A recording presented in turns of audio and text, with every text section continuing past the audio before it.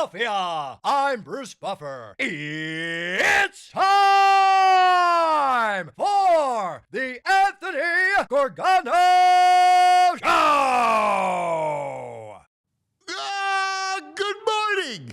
Good morning, good morning, good morning. Happy Thursday. The day before the ultimate celebration. Parade Day. Wow. Parade Day. Let that sink in. That we're about to have a big party tomorrow.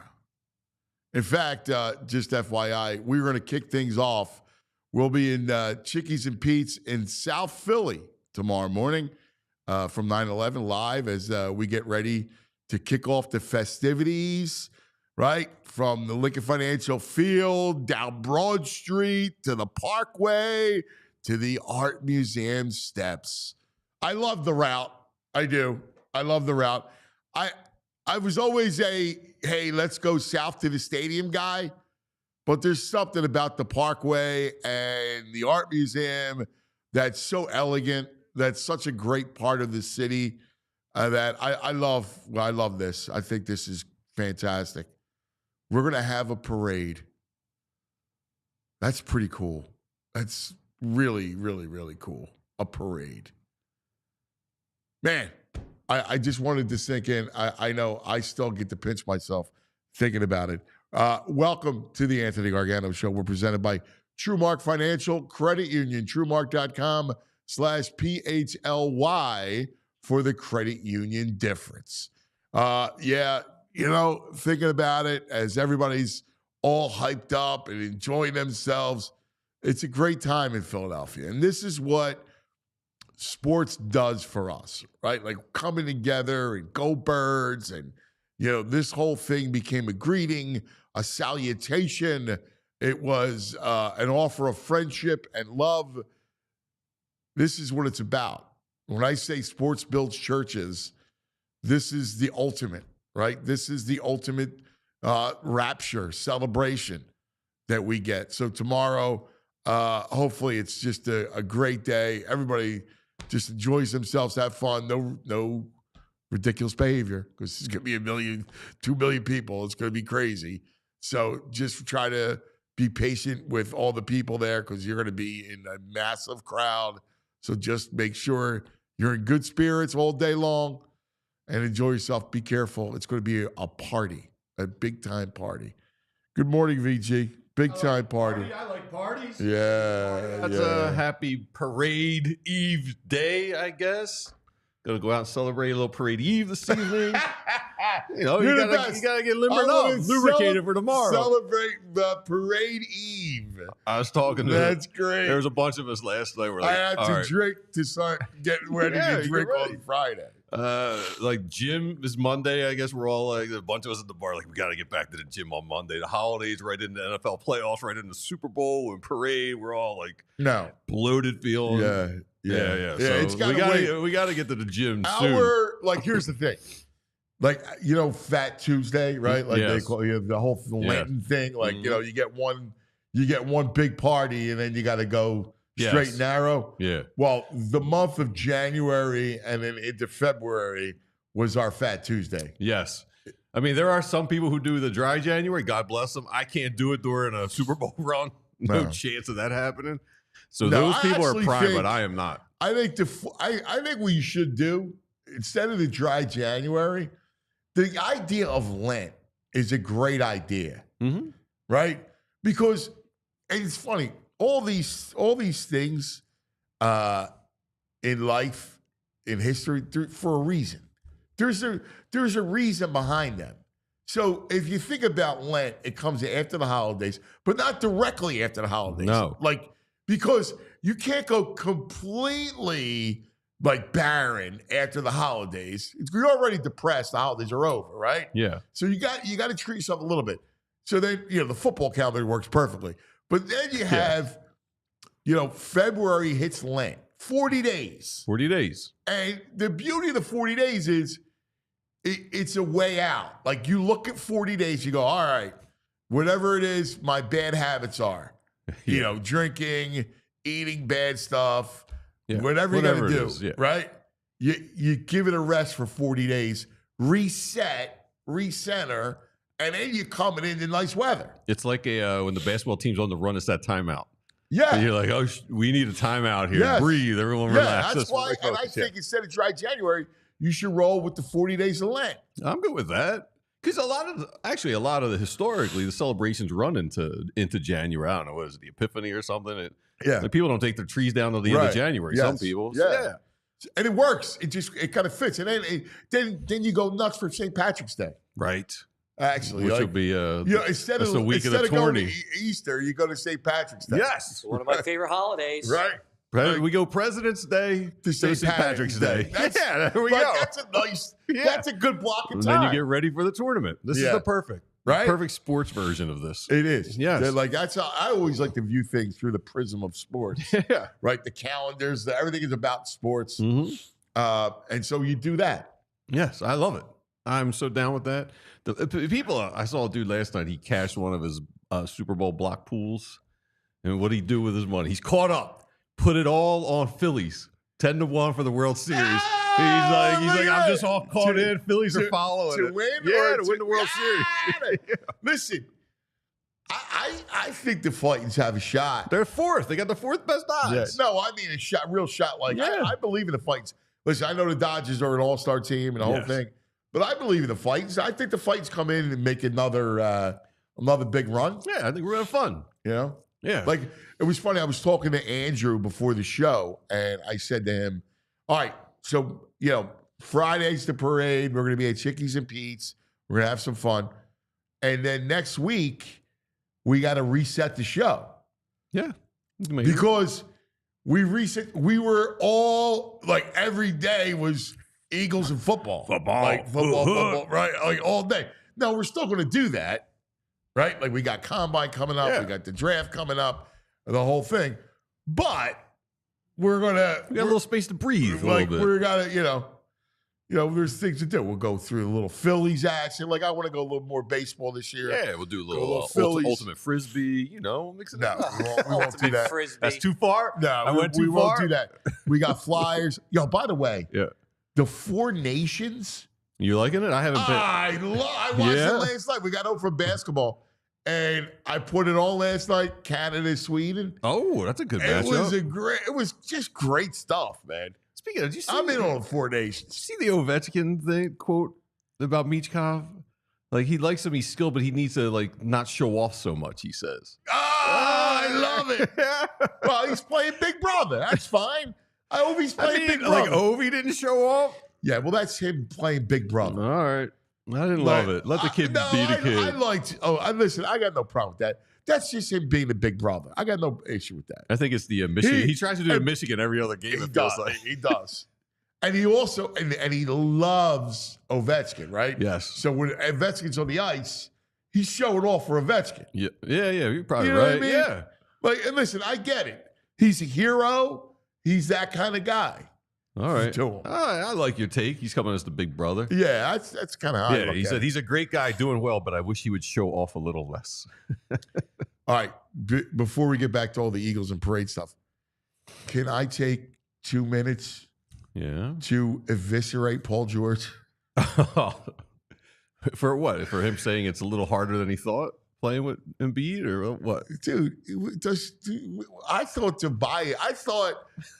You're not calling it Tobias, are you? Tobias's contract was tough to deal with. Dude, all he does is just take bad jump shots, bad mid-range shots. Like, I know mid-range is a big part of his game, but he had 0 points. There was no Embiid, no Maxey last night. He didn't have a point at halftime. He ended up with 2 points. Yes. I mean, dude, what am I supposed to say? Do you think he's hating life right now? He's got to be. He's not into it at all. He took the money. Yeah. And here's the thing. I get no, interest in being a Sixer. No, None. I get no interest. I get nothing from he's one of the reasons why this Eagles team is so beloved. Besides the obvious, right? The obvious being that they win. Mm-hmm. But they all embrace the Eagle thing. They love being Eagles. They like being Eagles. They like Philly. right? Yeah. Like, and that comes with the territory. Loving your team is obviously loving, your city. They love being Eagles. They love doing it. Paul George, I get the sense he hates it here. I think he hates the East Coast. I think he hates Eastern Conference. I think he I know. hates Philadelphia. He's a West Coast dude. Yeah. That was always the conversation. Yes. But he took the money. Mm-hmm. And it's a great lesson in life. When you just do it for the cash, happiness doesn't come. Now, listen, you and I would be happy with PG's with a 10th or a whatever, a millionth of his contract, right? Yeah, it's gonna be 1 day, right? An hour pay yeah, per day. Exactly. But forget, like in that world, right? That's not the real world, but in that world, you take the money, and what happens? You're miserable. More money, more problems. That's what they say. No, but he just didn't want to be here. He don't want to be here. You can look; he's disinterested. He plays disinterested. Is that a Morey call? Should Morey have known this? Yeah. Yeah. I get it. He was the only free agent that's out there to make a difference. And you go, all right, well, if I could put Maxey, Paul George, and Embiid together. And what could go wrong? And I get it. But no. You know that Embiid's health and all. Like, I'm sure Morey factored all that in the equation. But you keep coming back to, all right, well, if I have Paul George, Tyrese, and Embiid, I got a top three that if they're all playing and all healthy and playing, they're among the best in the league. Mm-hmm. Like, that's the roll of the dice. Yes. Like, I get it. But here's the problem. He completely he obviously doesn't want to be here. You can't throw up a 2 spot after your quotes in the paper the day before is like, it's been a little more difficult playing with Embiid than I expected. And then Embiid doesn't play and you throw and Maxey. And you throw up 2 points. And Maxey. Yeah. And he doesn't play. Right. I don't know. You're hurting yourself. You're paying too much attention to this team right now, man. Here's the problem. Self-inflicted wounds. So you're right. So is that Radiohead? You do it to yourself. You do. Right. So here's my. I need the chat. Yeah. All right. I need our audience. Yes. Here's my. Shizzy M. PG's a fraud. Retire already. Yeah. You're right. Thank you. So here's my plea. I don't know what to do with myself. Right. Right. Outside of the obvious of life. Mm-hmm. Right. And my kids and youth sports. I don't know what to do with myself with football. Like, football is a huge block of my life, right? Yeah. Now football's gone. What do I replace it with? Like, I watch some college. Yeah. I like college basketball, Yeah. right? I loved it. I've told you I like the 4 nations. Yeah. So I watch hockey. But I need something like those are only little pieces of it. You got college basketball every night. Yeah. You can't get into it. I mean, I get nice into Nova it. upset. Hey, Trash Man had the Nova upset last night. Yeah, we talked about that. What? Like, there's certain Temple lost. I don't know, lost to Tulsa. Come on. You got the UFL that's about to start. You can keep with the football theme. I may have to go UFL. Stop. You can't go UFL. Well, until baseball starts, we got a whole 6 weeks. Baseball before. started. Come on. Until there's playing games. You got, like, that's what I mean. UFL. Like, dude, we went from watching, like, football. I had football on all the time. Like, every college game. Because I love college, right? So now it's college and the NFL every game. Don't they do does SEC do spring? Don't they do spring games or something? Actually, Matt Rule, he canceled the spring game. Why? Because of all the uncertainty with the calendar and the portal and everything else. He canceled the spring game. Wow. Do we have a UFL team? No. Philadelphia Stars, no? No. Oh. No, we don't have a UFL I guess team. Is that the Rocks League? We know, well, we have Anthony Becht. He's on there? He's the coach. Where's he at? He's St. Louis, the coach of St. Louis. All right. Is that going to be your squad? Yeah, I got to root for Anthony. The St. Louis Battlehawks? Yeah, that's a sick name. I got to root for Anthony. The Memphis Showboats? He's Delco's finest. Yeah. DC Defenders. I root for his son, Rocco, who's the quarterback at Iowa State. I always like to root for our kids. Of course. Yeah. Yes. That's what we do. Does Johnny Manziel still play in those leagues? Is he San out? Antonio Brahmas? Brahmas. Brahma. What's a Brahma? It's ridiculous if I got to look up what your team name is. We have no team. How does that get out of a focus group? We're the Brahmas. Someone doesn't say, what the heck's a Brahma? Am I on an island? What is a Brahma? I do know this. It's a Hindu god? That can't be what they're doing. That's a Brahma Brahma. is a Hindu god? Yeah. It's got to be an animal of some sort. Wait, what city is this? San Antonio. They're the Brahmas. The Brahmas, yeah. I don't know. An American that's Brahmin fitting. is a breed of cattle. That's There you a go, terrible San- name. Oh, that San makes Antonio. sense. That's a terrible Makes name. sense. Terrible name. The Yeah, it's a Roughnecks, bull. the Houston Roughnecks, I like. The Roughnecks are good. Yeah, Yeah, That Roughneck is good. It is. Roughnecks is good. It's a great, even the CFL, the Calgary Stampeders. Oh yeah, Like, That's a good one. yeah. That's a good one, right? But there's a void that hits. So the Sixers have a big, always had a big spot in my spring. Like right now, I mean, let's face it, over the last decade, they were a story. They were interesting. Mm-hmm. Yeah, they were a story. Yes. Right? Yes. No, but so there's a It lot was of like a soap opera story. You know what it is? I need something to follow. Yeah. Does that make sense? You're going to have to find like a new show. Just start Game of Thrones over again. Start season 1, episode 1. That'll get you through till spring training. He is true. That is true. That will take you there. Yeah, I guess I just want something to follow.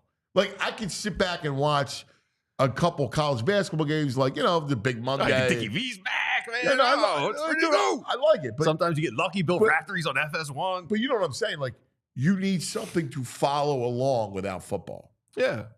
You got to pick a squad like I did with college football. Pick a squad. I can't do that. Kentucky's all right. No, Starting to play some defense. I can't do that. I can't just that's the other thing. I look around and Temple's not, there. No. Yeah, I mean, The St. Joe's LaSalle game was not a great game last night. No. I mean, and Nova beat St. John's, which was a big. Yeah, because St. John's has been playing really Pizzino, well. It's a great story. Yeah. They're saying the Brahma Bull is the Rock's nickname. But isn't Rock the owner of the league? You can name your team after one of the owners? I guess so. Or the owner of the league? When you're the owner, you can kind of do whatever you saying, want. bro, it's Bobo football. It's Bobo football, yeah. Yeah, it is. I'm not going to deny that. It is. It's Bobo football. It's still football. Can I also bare my soul with this? Oh, yeah. I like this. All right. Because I just need some therapy myself. Yeah. Right. Yeah. Bring it So on. there's a guy. It's a safe space. There's a guy who hits me up on Instagram. I'll give his name. All right. Is it a good story? Do you want to give his name? JT Remeter. Right. So JT hits me up, and I guess early in the season when the Nick and Jalen drama was going on. Mm-hmm. I talked about how I must have been some sort of post that my man clipped together and put out there. And this guy starts hitting me up, getting on me about, I don't know. I can't even tell you what it is. He just referenced that I got on you. How do you feel now? About what?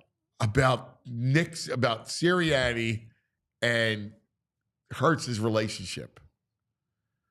I just go, well, what is it? And I told you so text, message, right. All right. It's pretty obvious, right? Like they were going through something and they both had to do what they had to do, right? Like, yeah.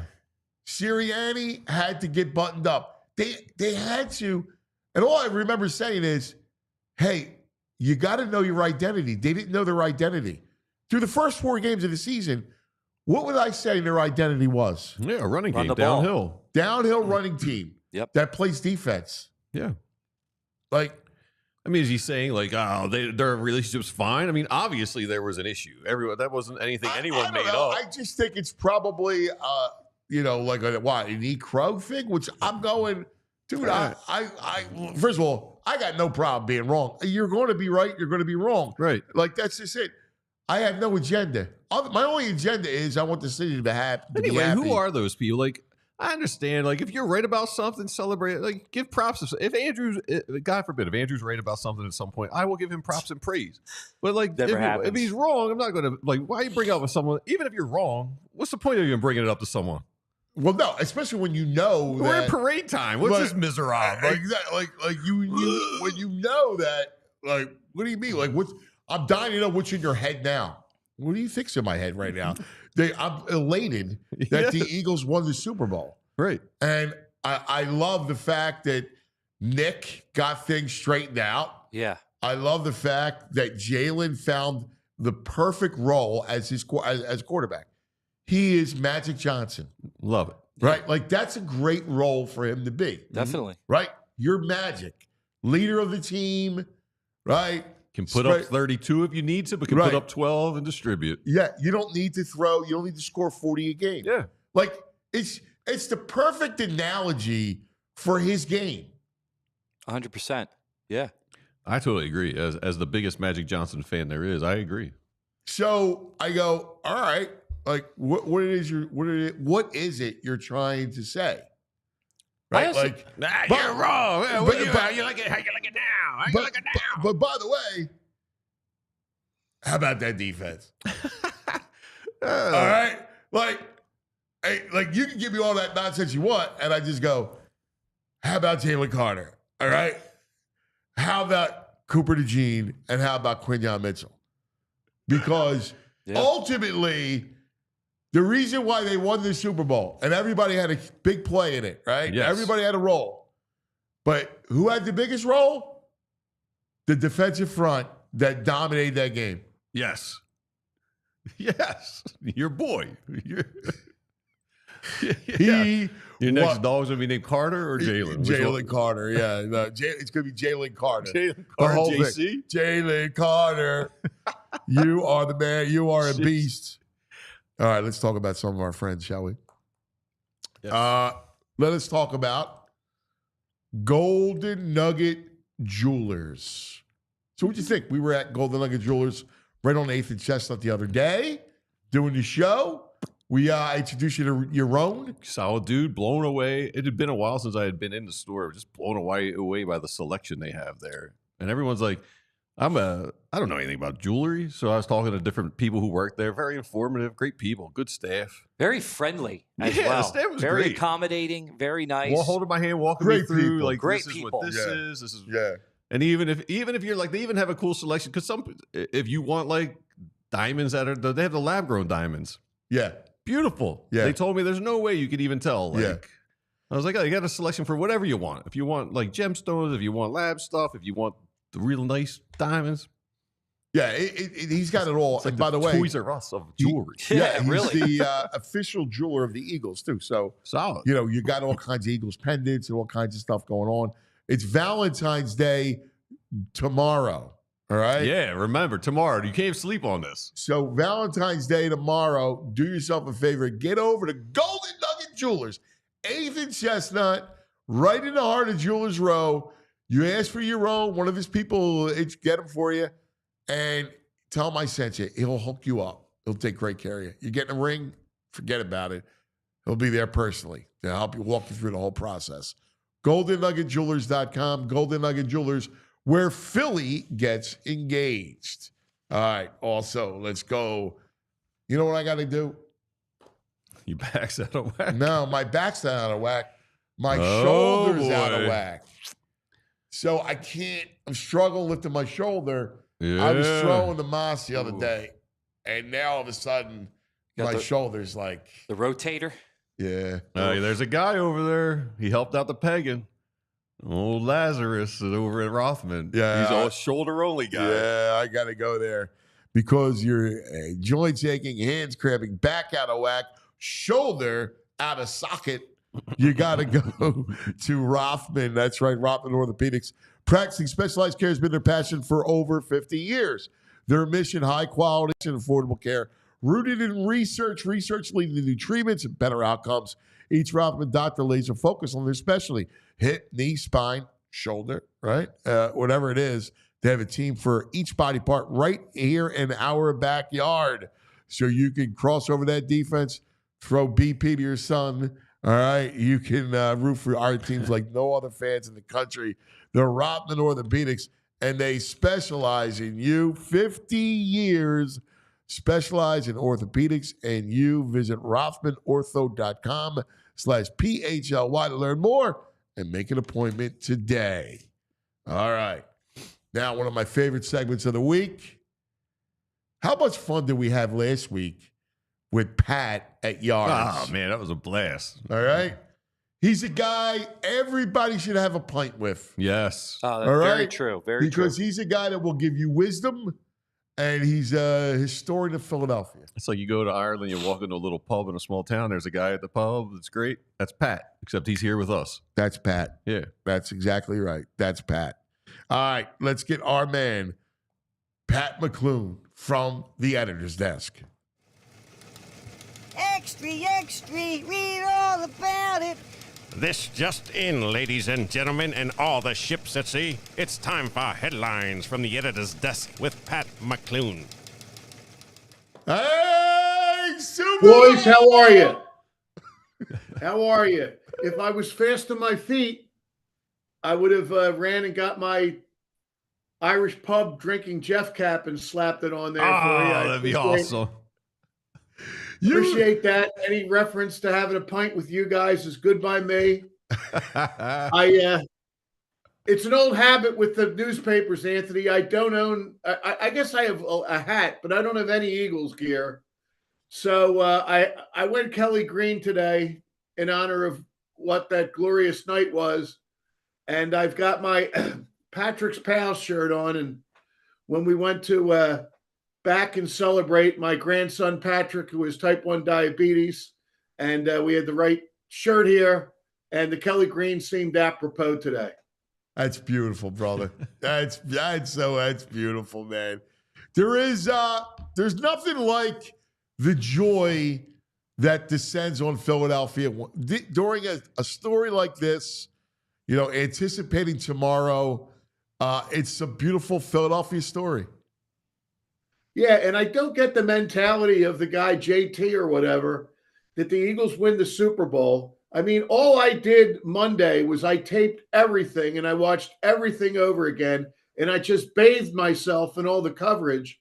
And that he's thinking, wow, I'm going to get that Anthony Gargano guy on social media. Listen, I don't really care, right? Like, yeah, whatever. I don't have any agenda. Like, Pat taught me well, right? You are, be honest with what you see, right? Report, talk to people, and have no agenda, right? Mm-hmm. The only agenda I have is I want Philadelphia to be happy. So you taught me well, my brother. There you go. There you go. Sunday night might have been the greatest night ever, guys. Let me tell you. And I think we ought to milk it one more time from the editor's desk. We got to go all 5 Super Bowl. And then we'll get back to the news judgment and coming up with 5 other things. That'll be fine. We'll have plenty to talk about. But let's bash one more time if we could, Anthony, please, right? Let's do it, baby. Get it started, pal. Okay, the first one I want to go with is headlined, "More Angles Than a Dodecagon." Okay? And no, I didn't know what a dodecagon is until yesterday. Is that why 10 sides? What is it? 12. 12. I thought maybe I can push it to 12. Although that word would imply 10, but it's not. It's a 12 angle. And what I did here, Anthony and VG, was I kind of took a step back and I thought to myself about all the years in the newspaper industry and most of the years being the editor of a section, and what happens when you sick a lot of talented people on one subject. You know, the diehards got a treat at all PHLY last week. Zach was on fire every day. It was such a treat for me to read Les and Bo, and they did a good job. But we would flood the zone with so many writers on a big game like this And a lot of times it was like a fire drill. But I couldn't help thinking, Anthony, what a joy it would have been sitting in a press up how we covered everything. Like I used to tell people that I would go to the big games, not that, oh boy, I get to be in the press box, but over a lot of those years, the way I used to phrase it is I would go down for the story ideas because you got to break up fights. Not everybody could write about McNabb. I want Carter. I want to write Jalen. Exactly. Exactly. But what happened here is there was so much to go around. Yeah. And not only that, but a lot of times you have a great game plan and then the game goes haywire on you and the different team wins. The Eagles buried this team. They left no doubt, and there were so many angles that were natural angles to cover. I mean, real quickly, I said I got to do more than a dodecagon, and not one of these is bogus. I think there's 3 out of the Chiefs locker room, the locker room reaction, the 3-peat lost, and Mahomes and whatever happened to him as the contender to chase Brady. And then there's a total domination angle. There's a pass rush angle. There's a Howie's roster validated angle. There's definitely an angle about the coach and all he was under. Certainly an angle about the MVP and Hurts. You have to write Cooper DeJean. There's a Fangio story to be written. There's an O-line dominance being the prevalent thing all year to do. There's a BG's return, and there's Saquon. That's 13 right there. We've taken care of the dodecagon, and there's not one flimsy angle there. No, and there's more. Like Elliott is a sidebar, like the struggles, right? I just crossed that out at the last minute. I have Elliott perfect, but I thought in my head as I was going through it, I hadn't included Saquon. You're absolutely right, Anthony. Is Carson Wentz an angle? No? Nah, I don't think you're right. You're right. I mean, he's irony, but he's not an angle, if that makes sense. Yeah. If he got in the field, he would be an angle. But VG, the way you say it kind of makes my point. With so many people in certain things, you're really struggling. And somebody might say, I can make Carson Wentz work.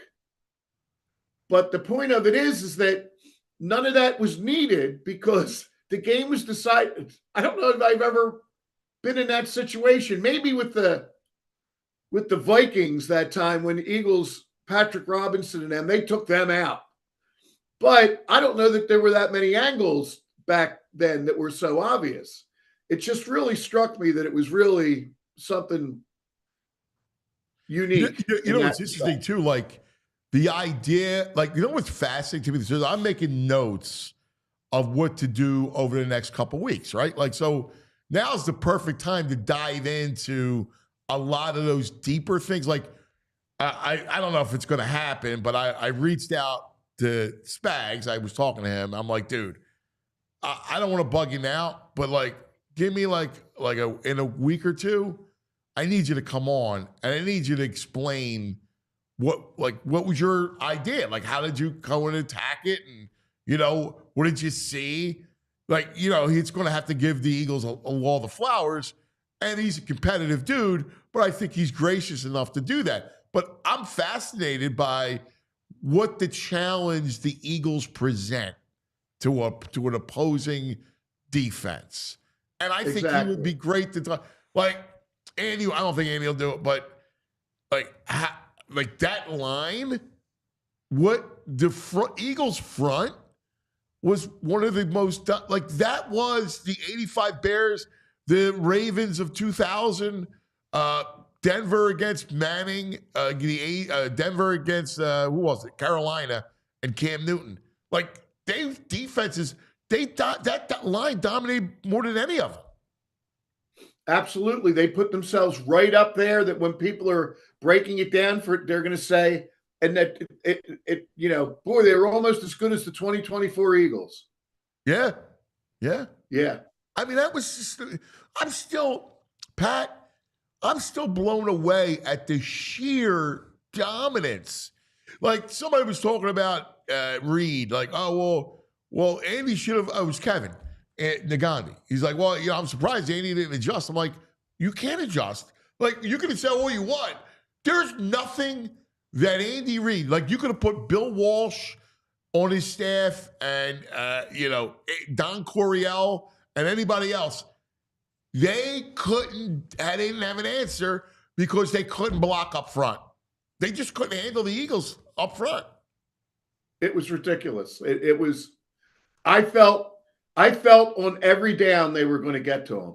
And, as good as they were this year, I certainly never felt that before. It was beautiful. All right. More of that will come up later. I guarantee you. Moving on. My next headline is the First Amendment. And I call it that because and I don't want to, I'm milking it for a third week, but for a reason. And our PHLY Eagles All Super Bowl team will have to officially now make our First Amendments. And we talked last week at Yards about guys that would be able to break it. And basically, that vehicle I'm using as an approach to say that I think it's official that the All Super Bowl Eagles secondary is now the entire secondary, because Cooper DeJean is now absolutely on the team. Lito Shepherd, it was a short stay. We still have great respect and hold you in high regard, but you're going to have to move over to the sideline. We got a new guy going in. And like the subhead for that could be, there's nothing secondary about this group. Oh, that's nice. I mean, that's nice, clever. It's unbelievable. We love words. To me, and I think to a lot of people, you kind of knew it was over when Cooper took it in at 17-0. Yeah. I'm hearing all this stuff with people saying, oh, well, if they do this, they're down 24-0. If they do that and they get they'll be back in it, and that'll come up in another thing about that. Just my frame of mind, and I think every Eagles fan's frame of mind was a lot different in this game. But the two things from our Super Bowl team is that Cooper's in and Jake Elliott has absolutely cemented himself. Yeah. Because he made the team, but I could tell your love of Akers. We all loved Akers. And boy, talk about a question mark. I mean, he's still perfect on field goals through 3 Super Bowls. That's amazing. Yeah, he missed one extra point in the previous ones. And answer me this. I didn't have the chance to go fully back on it. But did he kick 6 or 7 field goals on Sunday? I thought it was 7. I thought on 3 of those things, there was a penalty or something. Yeah, you texted me. You were right, because you texted me all those, like he did. There were 3 of them. I thought you were right. Yes, points total. 7. Yeah. No, he's talking about the flags, Andrew. Like he had to kick. He made 3 of them where there were 3 flags. Yeah, definitely. Right. Yeah. So, and the other thing too that was wild was, and maybe he's kicking into the elements, and you get those balls that he just, they go woo and they go in, but he was dead center. Yeah. One went a little to the right, but the other ones were dead center, middle of the pocket. And they stop it, and he's got to go back, and you got to admire that. Yeah, you got to admire that. Hey, I mean, I forget who the linebackers were, but Zach Baughn's now, he's got to be on that team, the All Super Bowl. He was. Zach Baugh already was. Our linebackers were Berge, Trot, and Zach Baugh. And, Trot solidified himself via his son. And I thought it was terrific that you got Jeremiah to come on early in the week to talk about it. I mean, he was beautiful, Pat.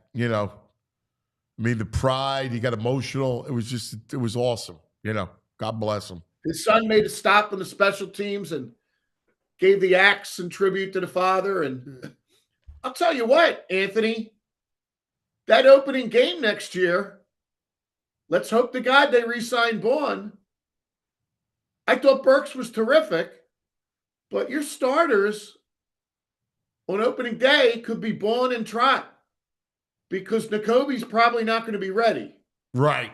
You know? Yeah, you're right on. Yeah, it's a great point. Who do you think they start? Who do you think they start with? Next week we'll talk a little bit about going forward. Who do you think they start with next year? Yeah, who does schedule? I think they start with Trot. I mean, Burks might still. It all depends on the opponent for the opponent. I think it might be the Lions. Yeah. I think it might be Lions Eagles here Thursday night. Yeah. I don't think they do a Cowboys because they'll use Dallas for one of their other prime spots, of course. God knows why. But yeah, I would think Lions. What are some of the other possibilities? I think I saw Schefter put something out saying maybe the Bears on a Thursday. Eagles-Bears. Eagles-Bears? Yep. Eagles-Bears. Why? I don't know. Maybe the Ben Johnson story. I don't know. That's what he put out a couple days. He put it out yesterday or the day before. Amon-Ra St. Brown was on a podcast, and he was calling out the Eagles for the first game of the season. So Amon-Ra St. Brown was calling the Birds out? Yeah, he was calling the Birds out, saying that they would have beat them if they played them. All right. Here we go. Here they go, right? Pat, they lost to Washington. The Eagles put up 50 against Washington. Stop. Yeah. If that was a totally healthy Lions team, I'd even let them have Ndamukong Suh and Alex Karras, and they'd still beat them. That's great. No stopping them. All right, topic number 3. Faux fi faux. Oh! You know where I'm going there, right? Yes. And I think that's the closest parallel. Yes. And there's the old Daily News cover before color was able to be off the press. 25 cents. Yeah. Look at that. That's beautiful. I love the weather. You know, tonight, cool. Tomorrow, sunny. Nice and simple. And the faux fi faux, it serves two purposes. One, I think that's the closest you can come to a team that had the dominance that this Eagles team did. I mean, if you remember, not only is it faux fi faux, but the fi happens when they're already up 3-0 on Milwaukee, and they kind of almost they lose one, they go back and clinch to go to the finals in Philly. And the other parallel is they both played great teams. The Eagles beat the Chiefs. The Sixers beat the Lakers with Magic and Kareem. Jamal Wilkes, Norm Nixon, serious squad. And the Sixers came off. The Eagles played the Chiefs 2 years ago. The Sixers lost the previous year to the Lakers. Yeah. Yeah. And they came back, but they came back a little bit different because they came back with Moses. And Moses was unbelievable story. He coined faux fi faux, a sweep of the Lakers. And so that's 4 games with the top scorer and top rebounder. That's 8 possibilities. Moses went 7 for 8. Kareem was the leading scorer in the game 4. Moses was the leading scorer in games 1, 2, 3. Moses was the leading rebounder in games 1, 2, 3, and 4. And it brings up the other issue, Anthony, which I think will, as we often do agree,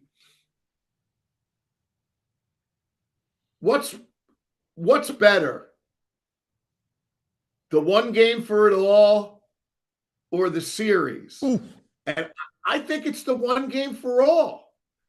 And plus the fact we love every championship that's coming, but let's be honest. I mean, it's the Eagles and then it's everybody else. So I don't think anything was ever bigger than the way the Eagles won that one game on Sunday. Yeah, I agree. I agree. Especially, and this run too, right? Like the 4-0 that Baldy called, 4-0. The run was amazing. So when you think about, you can say whatever you want, man. There was not an easy run. Green Bay, Rams in a blizzard, Washington, and the Chiefs, and they dominated, man. Like their closest game was the Rams. Like this was and what they did to Kansas City, I agree with you. It was just like the Sixers Lakers. Like it was sweet. They swept all 4 quarters. It was a one-game sweep. They swept all 4 quarters.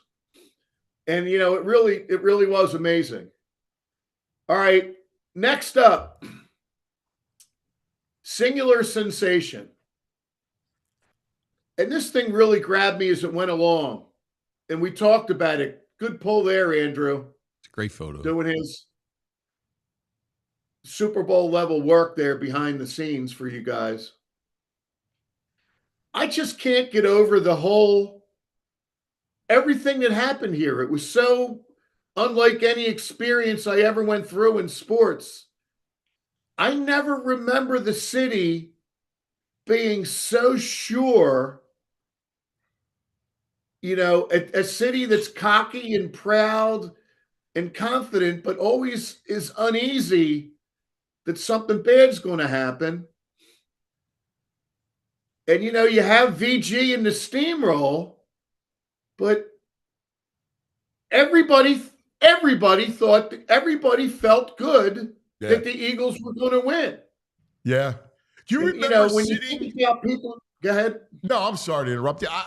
Do you remember sitting we talked about having pints when we were at Yards and we were doing a lot of the prop stuff and kind of sussing out the game.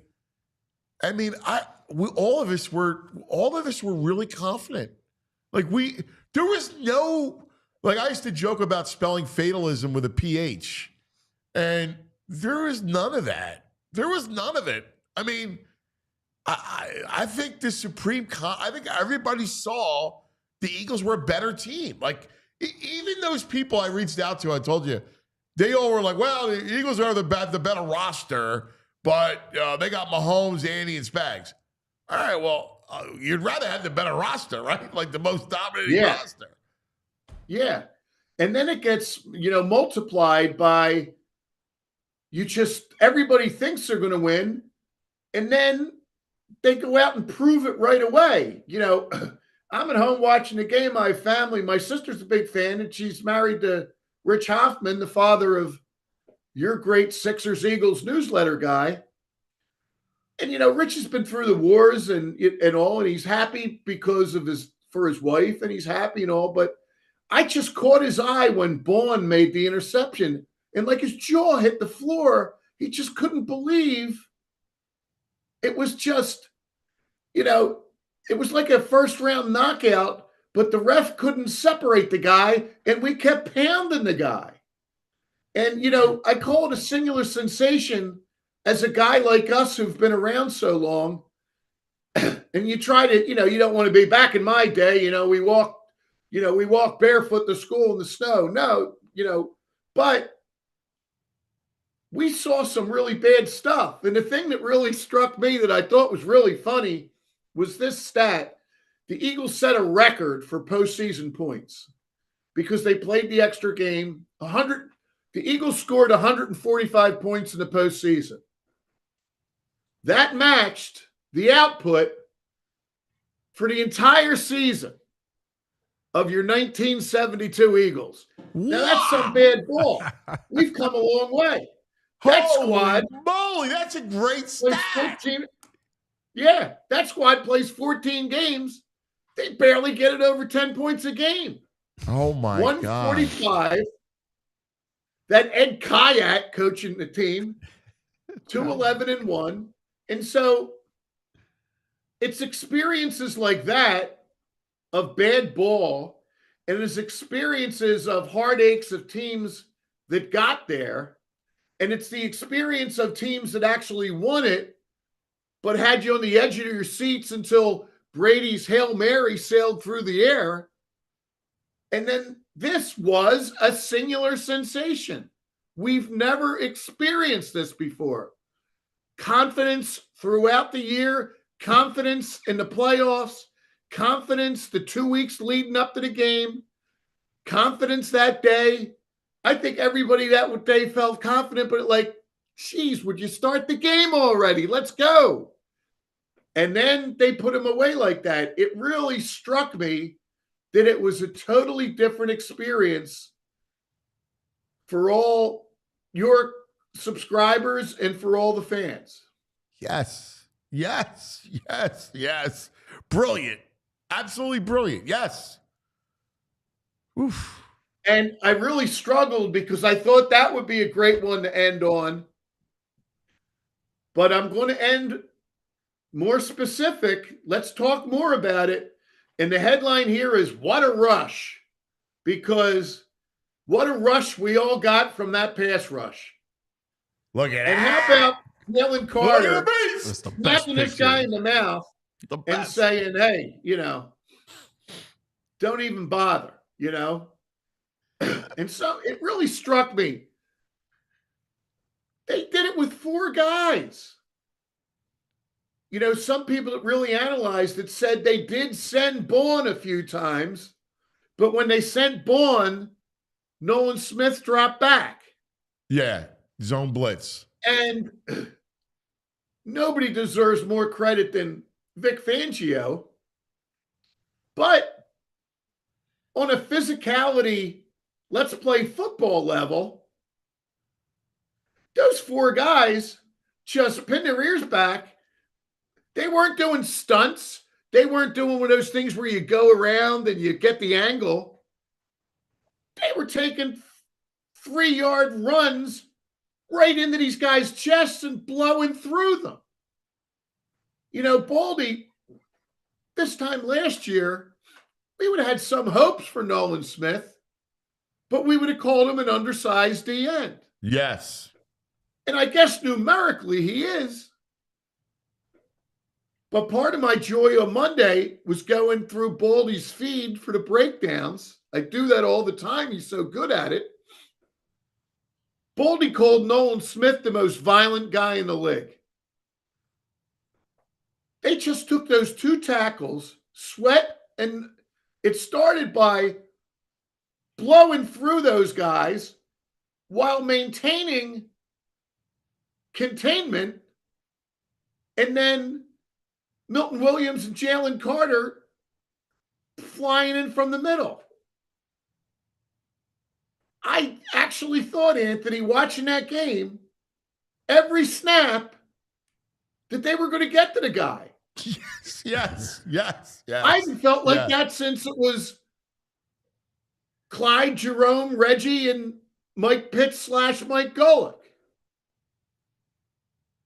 Every down, I thought they were going to get to the guy. Well, what was wild, too, is that all of us, we had never seen Mahomes look that happy feet, that ordinary. Sketchy. The ordinary is one thing, but he was frazzled. Yeah. You could see and he's always calm and, he'll do his point guard stuff like we always talk about, flips and this and that.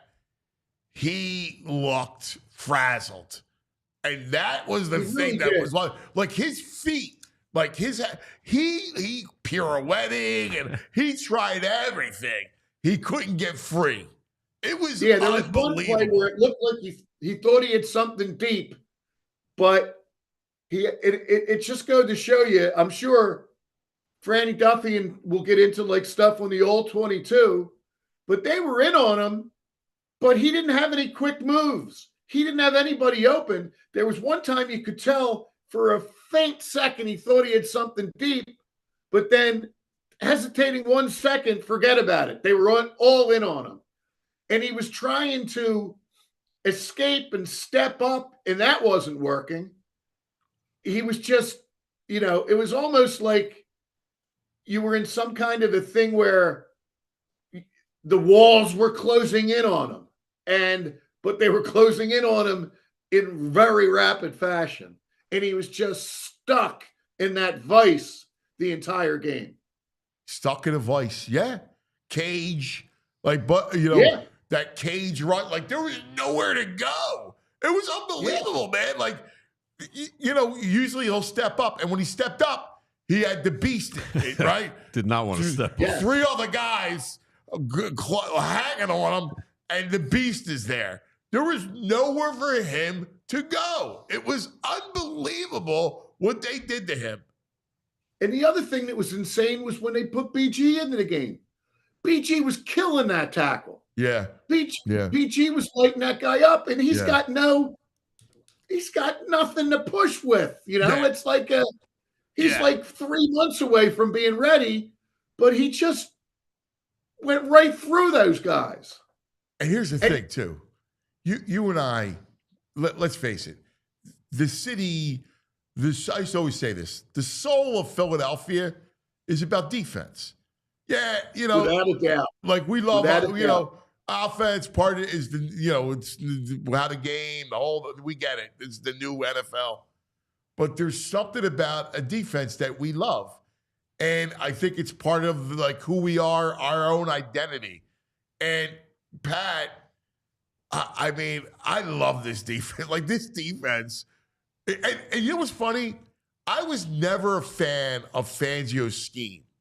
I never liked just like, let's keep everything in front of you. But when you have these players and how it's played, and he pitched in, you saw, he realized that, look, they can't get anything downfield. I'm going to pinch in. And then they just put him in a straitjacket. And everybody got involved. Yeah. No disrespect to him, but the worst player on that defense, just because they're so talented now, might be Avonte Maddox. Yes. Made a real nice play. Yes. Real nice play on that one, Yeah. Yeah. Even on that first set of downs, he gets a first down. He didn't have one again until like late in the third quarter. And the first play is Schuster. They get 10. But that one ended with him getting chased and Jalen Carter nipping at his heels. And Mahomes threw one into a pile. They could have picked that one off too. Yes. Yeah. So I got to pick your brain for a minute before you get out of here. And it has to do with the parades. So I want you to go through each of the parades and what comes to your mind. All right. So none of us saw the Flyers parade. And I did. I'm going to start with the Flyers parade. Well, I know you did. That's why I want to ask you. Okay. We were too young. Andrew wasn't born. Joey wasn't born. Because all I hear about, and I see the pictures, I remember seeing the pictures, and, it was this amazing elation for a city that hadn't won anything in years and years and looked and was the laughing stock. So what was that like when the Flyers won? Well, no one had won since the 66, 67 Sixers at that point. That I can't tell you about, although the great Wilt Chamberlain was on that team. So now that the Flyers win for the first time, and I'm 13, okay? And the thing that I remember about it is no one really knew what to do, so everybody just started to congregate. Now, I grew up in Albany. So the big shopping corridor was 5th Street in Albany. And I remember right after the Flyers won, everybody just figured out in Albany, let's go to 5th Street. And so cars would be driving down. And the thing I remember was there was a lot of pretty girls hanging out the cars that were willing to give a kiss to a goofy little 13-year-old. That's what I enjoyed about that. That's fabulous. No wonder that's your favorite. Yeah. And, they're coming down. And I thought about that in relation to Sunday night, because like I told you, I made a 4-son demand for the NFC Championship game. And God bless the boys, they all came.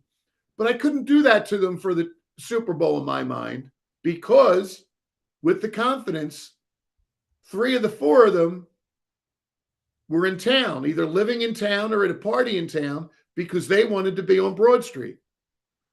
Now, my oldest son, Pat, has the 4 kids, so he was more than happy to come here.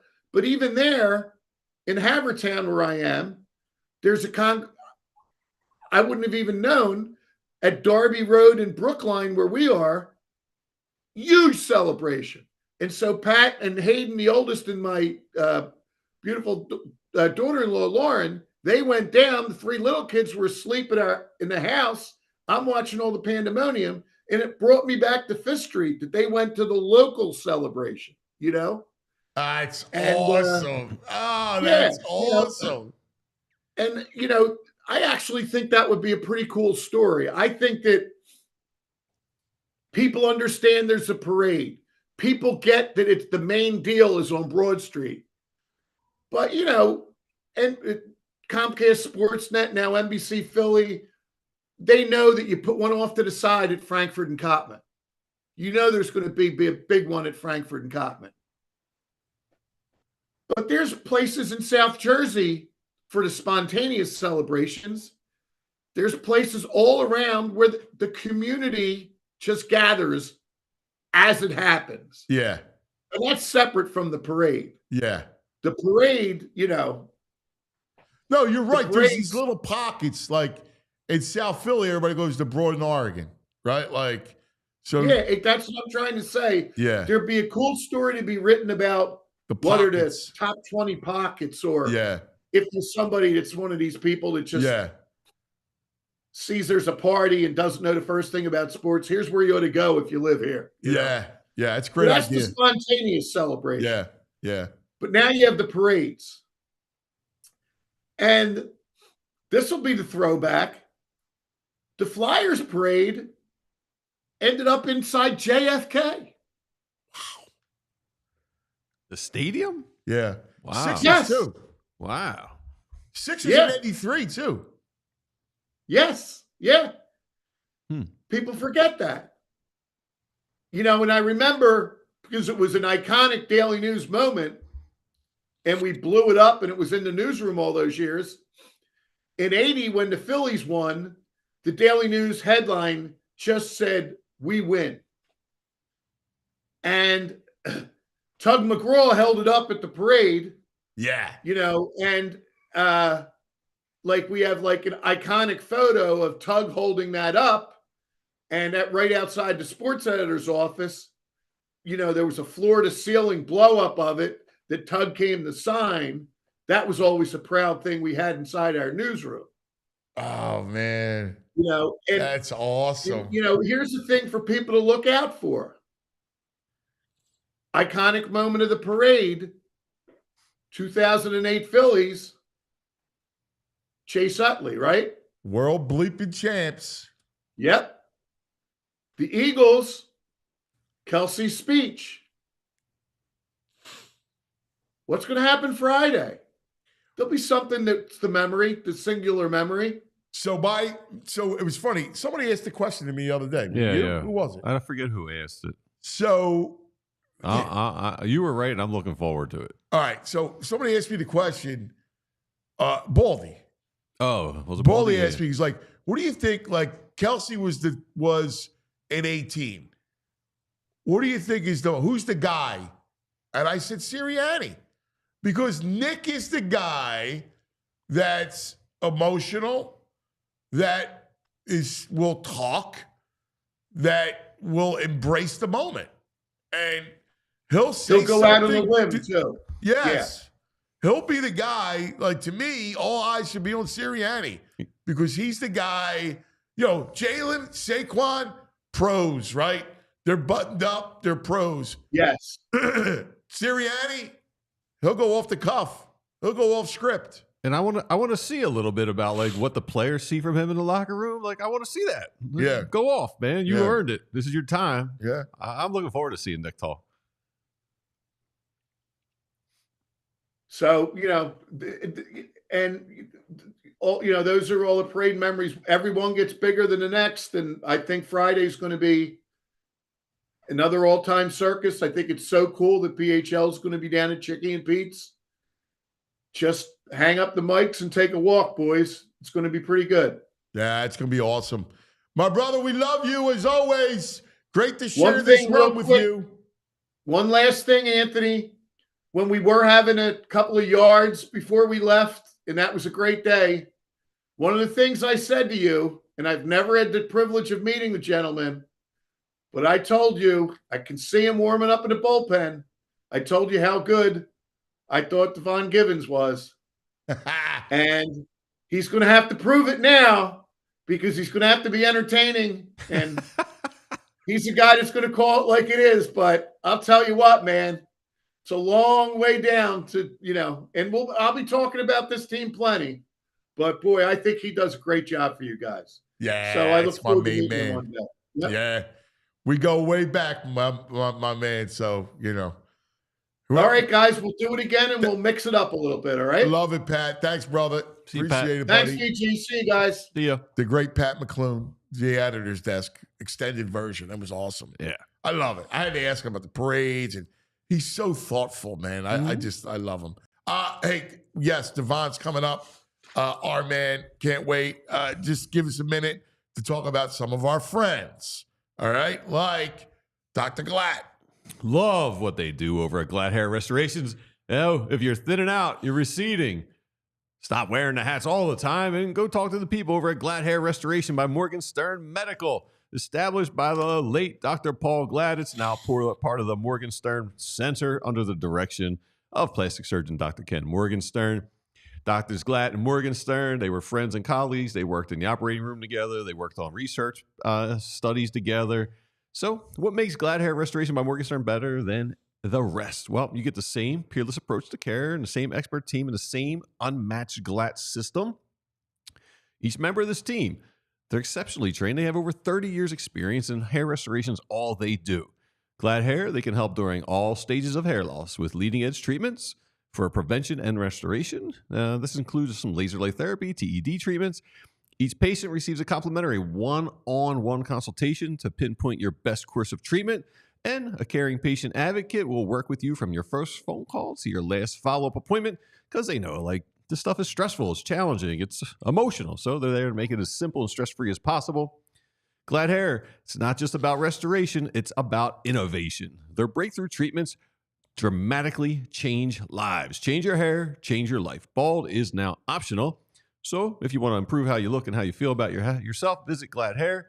They got the right treatment for you. Regain your confidence. Visit gladhairmctr.com or call 610-980-4000 to get started.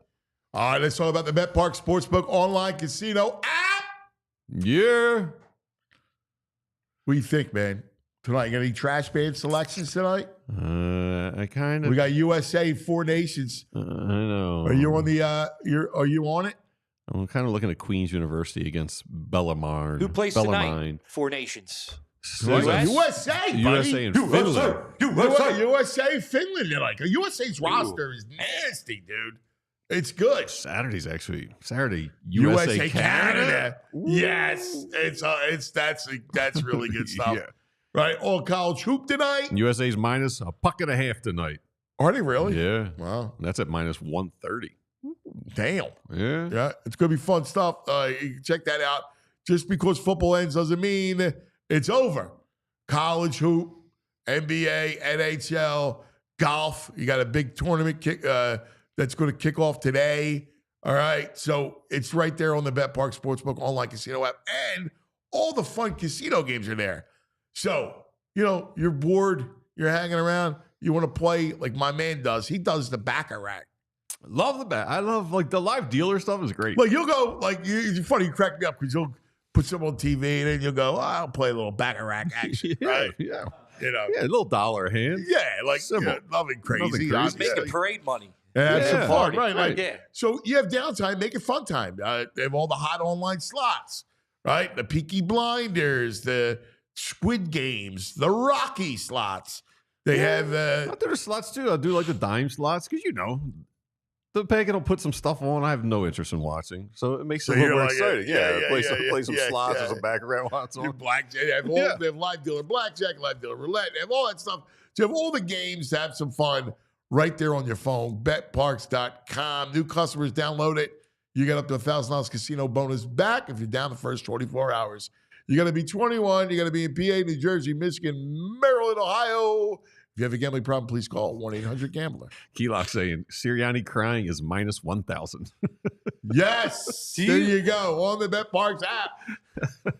Lay it. Do you guys think that BG is going to retire at the parade tomorrow? Maybe. Possible. You can see that. Pat introduced him. Yes. We love him. He's our dear friend. Let's welcome into the program from the PHLY Sixers show, the great Devon Givens. Devon Givens. NBA. Devon Givens. NBA. Devon Givens. NBA. Devon Givens. NBA. I forgot we had that. So did I. Oh, man. Super Bowl. Devon Givens. That's funny. Hey, Bowl. before we start, can I say that being introduced by the great Pat McClune was fantastic. That was dope, man. Much respect for him. As he said, we've never had the pleasure of meeting face to face. So I can't wait until we finally do so. So that was pretty cool. Yeah, he's the best. He'll be popping around the office soon. So, love for you guys to hang out. He's a big fan of yours. My brother, take us through your night, Sunday night. Was it a snowy, rainy night or whatever you want to call, all of that? Being in the studio, being in the office, watching the game with Derek, Kyle, and Bree, and a lot of just shaking our heads at what's going on the screen, wondering why Paul George can't make a shot or take a shot. And, how, are they going to lose to the Brooklyn Nets in this particular game? And that's where it was. A lot of times when we're in there. So let me stop you. So real quick, yeah. I meant Sunday night, not last night. Oh, Sunday. Oh, yeah, that's even better. That's even better. Believe me. Yeah. We're going to get to Paul George, all right? All that stuff. But you're a sportsman, and I wanted you to talk about the Eagles first. Yes, that's even better. Thank you. That's even better. So I was sitting here with the girls on Sunday night. I wanted to make sure that in 18 technically, 18 we were all together as the immediate family and we watched it and they won. So I am superstitious in that way. And 22 had to work, had to do the post-game show. So instead of watching first half at home, driving all the way up to the Northeast to get ready to watch the second half, I didn't want to miss a snap, even though the halftime takes so long. I didn't want to miss a snap. So I said, you know what? All right, cool. I'll watch the entire thing at the location we were at with the people that we worked with at the time. That part was great. All the folks came together. The fans were out there, Eagle fans. The place was packed. And they lost. So I decided that in this one, hey, we're gonna. I didn't have to work. I'm staying home with the kids, with the girls, with the family, and we're watching the Super Bowl together. So that's what I did. Stayed right on the couch in my spot. Never left the spot until halftime. You know how it goes. Everybody has their routine. You don't bust up the routine. So didn't bust up the routine, and that they busted up the Chiefs that night. So yeah, had the food. Did the Sixers pregame, postgame earlier in the day. They lost. Wiped that away pretty fast and got right into football mode, man. It was great. It was great to see that. And my girls, they like basketball more than they like football. But they watch football. They'll go to the games with me, to the football games as well. But they were really into this one, and especially once things really got going and they're like, oh, this is for real. They might actually do this one. Yeah. And yeah, so that's what I did, man. And I know you would appreciate that because how much you love watching it with your family, your boys in particular. My girls. And so it was cool, man. It was good to experience that with them. and go through that. So yeah, man, that was pretty cool. Oh my God, you kidding me? That's fantastic. That's Yeah. fantastic. There's something special about and you know the way we all celebrate this stuff. Like you're a sports guy, you're a football guy. Like you know, family game night during football season is always about football, Yeah, man. And you know, this team, that defense is the greatest defense. It takes you back to when we were kids in the Reggie, Jerome, Clyde. Like it was more dominant. I can't believe it. Yeah, and even when you go back to 2004, when they started to put that team together, drafting Sheldon and Lito and Michael Lewis and Michael Lewis and Sheldon in the second round, and playing with Dawkins back there in the secondary, Trot being there as well, and Hugh Douglas and Javon Curse, right? All these guys that are there, and you're like, man, this defense is nasty, which it was. And then you get to the 1-22 where we look at the field, and was that the issue? Or they couldn't get their footing and they couldn't get to Patrick Mahomes in that one. And then you get to this one, man, that in the beginning of the season, you were wondering, what's going on with this defense? This is the 2-2 start, the bye week. How is this going to work? Devontae Maddox is still in there in the slot. When is Cooper DeJean going to be healthy enough to get out there on the field after having that issue in the preseason where he couldn't play? And then all of a sudden it started to click week after week after week. You're like, wait a minute, they might have a little something here. They were so good, Ant, that their big free agent signee was inactive in the Super Bowl, healthy, right? The third round rookie in Jalen Hurts was getting those snaps. Yes. And effective snaps. And Brandon Graham is an Eagle Hall of Famer and comes back. They are so good that they don't even have to force him onto the field. They can give him the necessary reps that he needs to give those guys a break and have him do what Brandon Graham, as an Eagles all-time great, does. That's how good that defense was, man. It was so cool to watch them. Again, sitting here with them, with the girls, and they know, but they don't know. So as soon as Josh Sweat gets that first one, I'm like, okay, all right. They have them off balance. He looks confused. And then they come back again, and it just came in waves. And I remember asking Vinny when I called in on the postgame show, and he was like, yo, man, it just happens in waves. It really happens in waves. And he could not get comfortable. The offensive line was shook. Jalen Carter is nasty, he's smacking people. He's taking their souls, right? He has them shook. Right. He's a second-year guy. He's a 10-year pro. He's the best. And they're scared of him. And he's literally, when you say smack him, he's literally smacking them. Yeah. I got to tell you, he's my favorite, man. I freaking love that dude. Oh, man. He's so nasty. And you know what, too? So the one thing, too, I remember this, Baldy, from the start of the playoffs on your show, says they're going to win 4 games. Yep. It's like, come on. I mean, Baldy, yes, I think they're good, too. He's like, no, they're going to win 4 games. He was right. And then after the Baltimore Ravens were eliminated, and all-pro corner Marlon Humphrey is on Twitter. Marlon Humphrey says the Eagles are going to win the Super Bowl.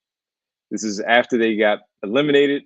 They went on to play the Commanders, the Eagles did, and he said they're going to win the Super Bowl. So he started taking a lot of backlash on Twitter from the people in the DMV area and just fans in general about his prediction. And he said, listen, I'm a football fan, and we played all of those teams. They were the best team we played. Marlon Humphrey, all-pro corner. Now, look, he can hate the Kansas City Chiefs, and he probably does, from preventing them from getting there for many, many years that he's been with the Ravens. But that meant something to me, coming from an all-pro corner like that. That's just speaking his mind, who did actually play all of the teams and said the Eagles were the best team we played all season. Yes. And that going into the postseason, you have that natural fear of who you play in the wild card game and then the divisional round, just because. And then you get to Jaden Daniels and how great he has been. But when Marlon Humphrey said that, and of course, peeling off of what Baldy said to you at the beginning of the playoffs, I was like, all right, these guys might actually be as good as we think they are. And they were. They probably exceeded how good we thought they were. Yeah, yeah. You know who's not exceeding who we thought they were? Do we have to? I got to ask you, all right, because you brought it up watching the game last night.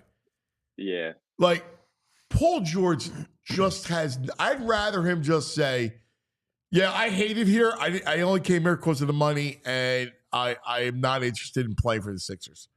Because that's what I get. Like, I thought Tobias Harris's contract was something hard to deal with. This Paul George makes you want to hang yourself. Yeah, this one's not it's not aging well, and we're only 54 games into the contract. And he's published more podcasts than games played as a Sixer. Yeah, and so in our group chat, we have our group chat on our show, on the Sixers show, and I text the team, and was like, there was a clip that Paul George's podcast put out. Of course, he didn't put it out; his team put it out, and his team puts out a clip of him talking about how the Eagles are going to be a dynasty in the NFL, and I'm like, y'all, no one cares what he has to say, even about the Eagles right now. That's not ingratiating yourself with the city of saying the Eagles are going to be a dynasty. We saw it too. And we've been seeing it for the last couple of years of whatever they are. We don't need your input on that right now. We need you to go out there and hoop.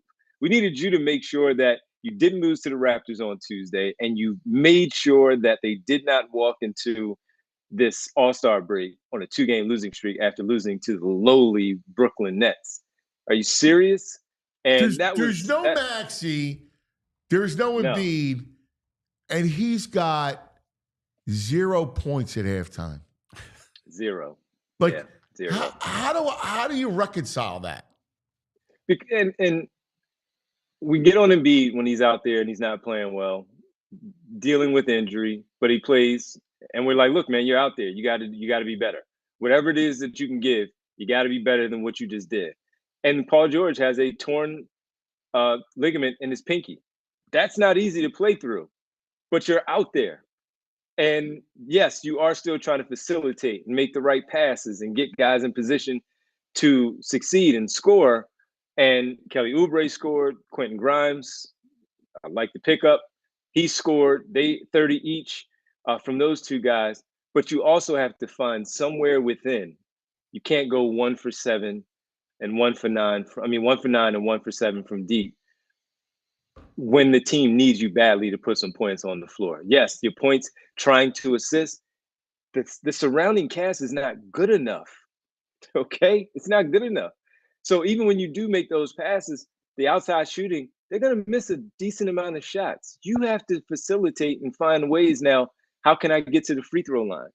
How can I get some intermediate shots if my outside shot is not basket? He never attacks the rim. You gotta find a way. Settle for a jump shot. Oh God, I can't stand him. I yell at my son all the time, right? Like last night, go to the rim, go to the rim, go to the rim, attack. Oh. Got to go to the basket, man. Got to find a way. And when you are struggling, he's a pro. He's a 15-year pro. He's a pro. He has to know that, hey, man, I need to get to the basket, get something easy, you gotta care. Get something going. See the ball go through the hoop, the old adage of seeing the ball go through the hoop, and that's going to help you out later. And he just never did that, man. And again, he does have a bad pinky, but you're out there. You're out there, man. You got to do something. And he wants to play with the splint instead of putting taping the 2 fingers together. And so I saw him tugging at it a bunch, right? Fixing that splint on his finger. When in the fourth quarter and the final minute and a half, there were a couple of inbounds plays. He received the ball from the official. If you go back and look, and he only had the ball in his right hand. Normally it's 2 hands. You're trying to find the guy, and then you release it and throw it, however you want to do it. He received it with the one hand, left hand down to his side, and threw the ball into the field of play with just that right hand. Yeah. So I don't know if he has to try it out later during this break and see if the taping the 2 fingers together works out better. because if you're going to continue to do that, man, that's just going to be in your head the entire time. Oh yeah, that you're out there on the floor. So yeah, man, this has not been a good start to the Paul George era. 54 games, and I was looking at the stats last night. He's averaging 16.6 points, about 7 rebounds, which is cool. You'll take that with the assists as well, but he's not shooting well. And as you said, selling for too many jump shots, not getting to the basket enough, and they still don't know how to play together. Those 3 stars, one out there on the floor at the same time. Hey, let me ask you a question. It's just not good. Because you said something that I'm not on the same page with you. So maybe I want to pick your brain. Sure. I don't like the Quentin Grimes pickup. I in fact, hate it because I think it hurts Maxey. I think he's a nice player. He can't play with Maxey. He dominates the ball. He can't play with Maxey. You see Maxey lost because Grimes has the ball and he dominates the ball. So I look at it as, in the role that he has had to play so far, he's had to dominate the ball. He's had no choice. And in his places before, he settled into his role for who he was, even in Dallas, where he just came from, coming off the bench in the role that he was playing as an off the bench scorer, averaging 10 points. That's what he was asked to do. And in this role so far, I think he's played 4 games, and 3 of those were with Maxey. This was the only starting role that he had. I think that he was just doing what he needed to do to help this team, which is a team that cannot score the basketball, and they ask him to do just that, coming off the bench and be that. He's a 6'4", 6'5" guy who can level up and defend. And it's nothing to do with him, right? Because no, I know what you mean. Yeah, I just don't see the fit with Maxey because it's the same. It's redundant, right? And it's guys that both need the ball in their hands to create. And when they're on the floor together, it just, and again, listen, I know it's a couple games into it, but I can see it, and I don't think they can play together. Well, so a better shooter is Jared McCain is a better shooter.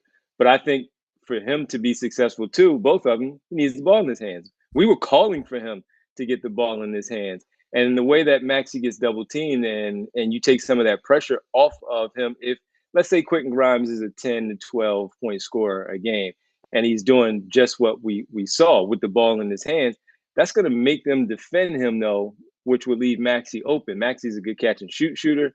Maxey, of course, then can now attack his guy one-on-one because of the attention that's being paid around everybody else. I don't think he does. We agree.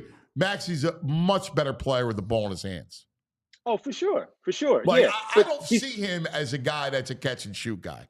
Like, I see him as yes. I think he's even better. That's what makes him who he is, that he can be a guy who can shoot as well as he does off the bounce and not just a catch and shoot. Jared McCain, we saw that was starting to develop early. And to a lesser extent here, Quentin Grimes is a catch and shoot shooter, but also one that can put the ball on the floor and get into his stuff to get to the basket and finish. Some mid-range pull-up stuff as well. So, yeah, we disagree on that one. And we'll see. We only have a small 3-game sample size right now. And they have it's been a while, but they have their familiarity in playing Team USA in the under 18 and playing against each other in the AAU stuff in the Dallas circuit where they were going at it. But yeah, I think it's really early for just those 3 games. I think it's going to be better than what you think. I think it's going to be better. I just know how they are, and I don't. I think that this was a Morey panic move because Morey's looking at his 3-star. Like, you're supposed to be Maxey, George, Embiid, and 2 defensive role players. Like, that's division. But because you can't count on George, and Embiid obviously is where he's at, he panicked, and he's like, oh, my God, I need somebody who can score. And he brings Grimes in and, whatever. Well, again, depends on also how you feel about Kelly Oubre and where he is that one of those 2 defenders versus Caleb Martin, who we all like. It's sad to see him go. So it just depends on how you feel about the Kelly Oubre part of it, where he fits in as one of those 2 defenders that you speak of.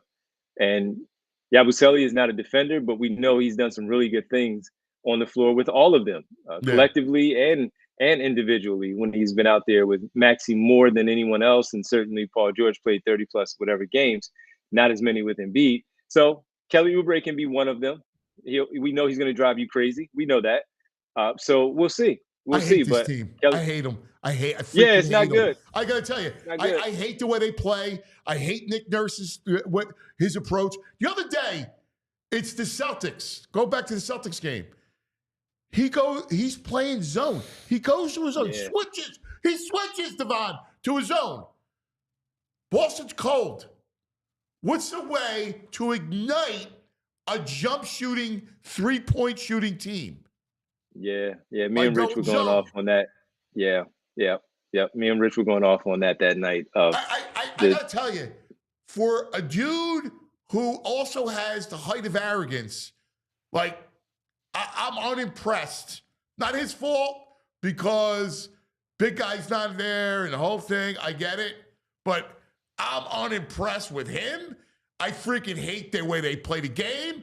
I hate the roster. I am so despondent with this team. All right. And it's my own fault because I watch them every freaking night. I was going to say, and still you watch them. Yeah. You have to. So the thing about Nurse too, that we discussed this a little bit on the post-game show last night. It was something that I brought up earlier in the season as we previewed the season, but also when the season got underway because of, as you said, how they're playing offensively. I'll start there. They're supposed to have 4 offenses. The Embiid-led offense with all 3 of them on the floor. Embiid is out because we knew Embiid would be out for some games. Paul George and Tyrese Maxey. That's an offense number 2. Then it's the Tyrese Maxey only offense. And then it's the Tyrese Maxey, Joel Embiid offense that we've seen before. We don't need much on that because we've seen that works. We know how that works. So it's really about the 2 in between, and especially the one when it's Paul George and Tyrese Maxey on the floor. And how does that look? And it hasn't looked good. And they knew it going in. You had to install some things for it to be a certain way when you get out there on the floor when the ball is tipped off and thrown in the air. And we haven't seen anything good from it. And it's puzzling that they have played roughly 20-some games together, George and Maxey, I would think. And we have seen a handful of those that look good, that even has an idea of how to play off of one another when they're out there on the floor. And that falls at the feet of the coach. Yeah. Because again, you knew Embiid was going to be out. Yeah. And you needed to have a second offense. When you talked about Harris, when 12 was out there, you knew, all right, it was Maxey was going to do Maxey stuff and 12 was going to get the ball here, whether he made the shot or not, he was going to get it.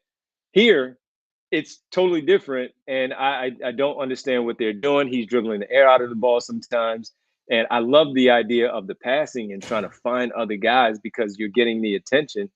But what's the end game here? What are you doing on the floor? That's exactly right. I don't.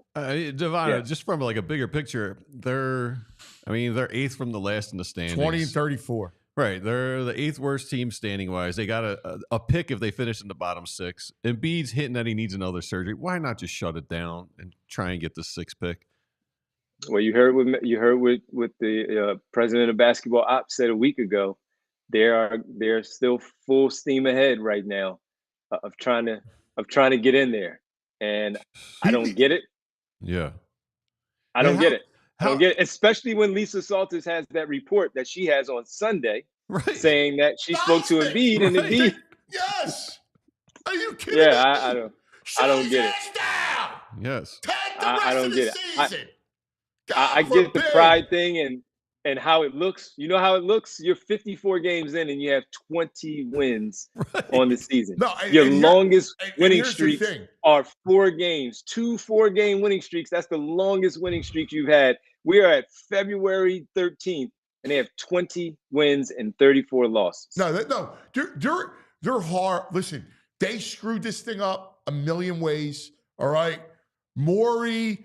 All of them. Look, they have failed miserably. You can talk all about Embiid and whether or not, you knew what was going on. He put this roster together, trying to cherry pick old guys. This thing is a disaster. It just is a complete disaster. I get it. I don't even know how to salvage it other than to shut his ass down and maybe pray that, I know people say, well, you know, he's going to have to deal with the pain or whatever. I don't know. Go shut it, get surgery, massive, whatever you got to do to put it in his head that he can maybe salvage something from him and then go from there. I agree, man, because every time you look at him, the games that he's on the floor, game after game, looks like that knee brace gets bigger. Oh, he's got the brace on. And then there's all this stuff around the brace, right? Oh, his body language is horrible, right? Like the other night he passes up that shot, wide open, and you know, all he wants to do is shoot threes. And he didn't shoot the three. He didn't shoot the three. Oh, God, and then he turns it over, and then he's yelling at Kelly Oubre for a miscommunication on transition defense. And Kelly Oubre is like, yo, man, I've been out here. You don't have the audacity of you to say something to me. And everything about this is just not good right now. No. It's not. They badly need this All-Star break. We all need this All-Star break. Hey, Devon, I mean, Tyrese is the greatest human in the world, it seems like, but I mean, how long of this before him and his team won out of here? He's already looking. His spirit is already. Like, he's not. He should be an all-star. He's not because he's on this streak. And it's like at some point, Rich Paul's probably going to be like, we got to get him out into a better situation for his prime. I mean, that can't be that far down the horizon if this continues.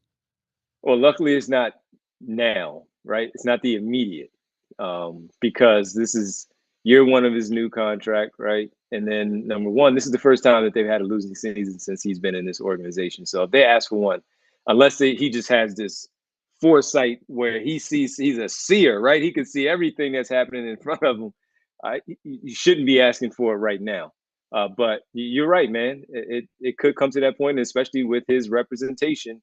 They have a history of, if they don't like a situation, they will go to the front office and ask for that. So you're not wrong. All right. Thank God for the birds every day. Thank God. Thank goodness for the birds, man. Yeah. Thank goodness. Hey, but it's over, though. That's the thing. We still have 28 games of this to watch. Don't get him started, though. I was already down that road. He's trying to watch the UFO. Listen, I watch them every freaking night, and it drives me nuts.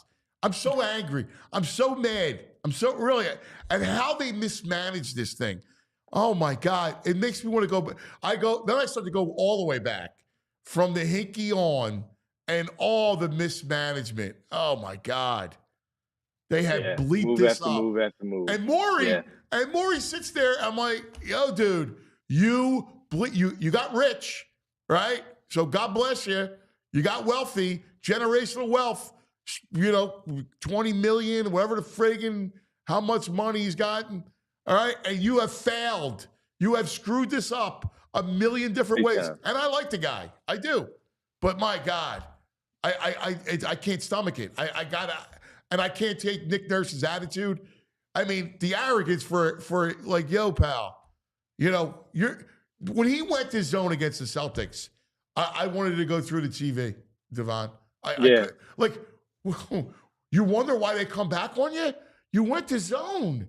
They heated up. What do you think his real fast? What do you think his future is here? I can't wait till he leaves. I'm serious.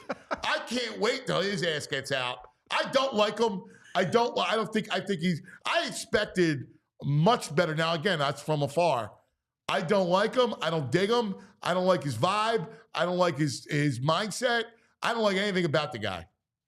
And it's a shame because I was expecting the mad scientist, right? Because that's what he was. I haven't seen anything like that. Yeah, and the thing that interests me with him, it was the creativity. You're talking about the mad scientist. And I championed the move. I thought he was the best coach on the market when they were looking for. And he's had to deal with injuries. Like you said, that part is not his fault. He can't do anything about that. But he can still. The one thing about Rivers that we couldn't stand Rivers a lot, but one thing about Rivers, when they were shorthanded, those guys played. They played hard, and they would get after it. And he made and listen, I can't believe I'm doing this, but he made Maxey a better player. He He knew Embiid needed that shot, that elbow. He got that. Like he made positive contributions. He would listen. Yeah. They lost leads under him, without a doubt. I get it, but he made positive contributions. Yeah, and for some reason, it's not connecting here with Nurse for whatever reason. I know. My brother, we love you, buddy. Thank you. Love you guys back, man. Appreciate it. See you. I couldn't take it anymore. I'm sorry. When I get on that subject, oh my God. Let's take care of some business, shall we? You're going to tell us about TrueMark. Okay, tell us about TrueMark. TrueMark Financial. Kelly Body. Financial Credit Union. You know how hard it is to win without proper coaching. So for your kids, they help you coach your kids to financial responsibility through their new free Greenlight account. The Greenlight app, changing the way you help kids and teens learn to earn, save, and spend wisely. All in the app, you can set up savings goals, track their spending, and even distribute the allowance. It's and the totally cool part is, the kids get a debit card so they can go out to the store, make some purchases, feel like mini adults, and you get to stay in control of it all from your phone. You get the peace of mind. They get the freedom to make some smart decisions with their money. It's like coaching your kid through their very own financial game. And for TrueMark Financial members, it's totally free. So now's the perfect time to introduce your kids to this Greenlight program. Get signed up today. Visit TrueMark.com/Greenlight for more information. All right, let's talk about Parks Casino. Street Road Bed Sale. I'm thinking about what to do. We might just be hanging at Parks. Yeah. All right. During Sixers games. Right. Street Road Bed Sale. They got the great sports book. Yeah. So you can watch other stuff. You don't have to watch that. Right off the exit 95 and the PA Turnpike.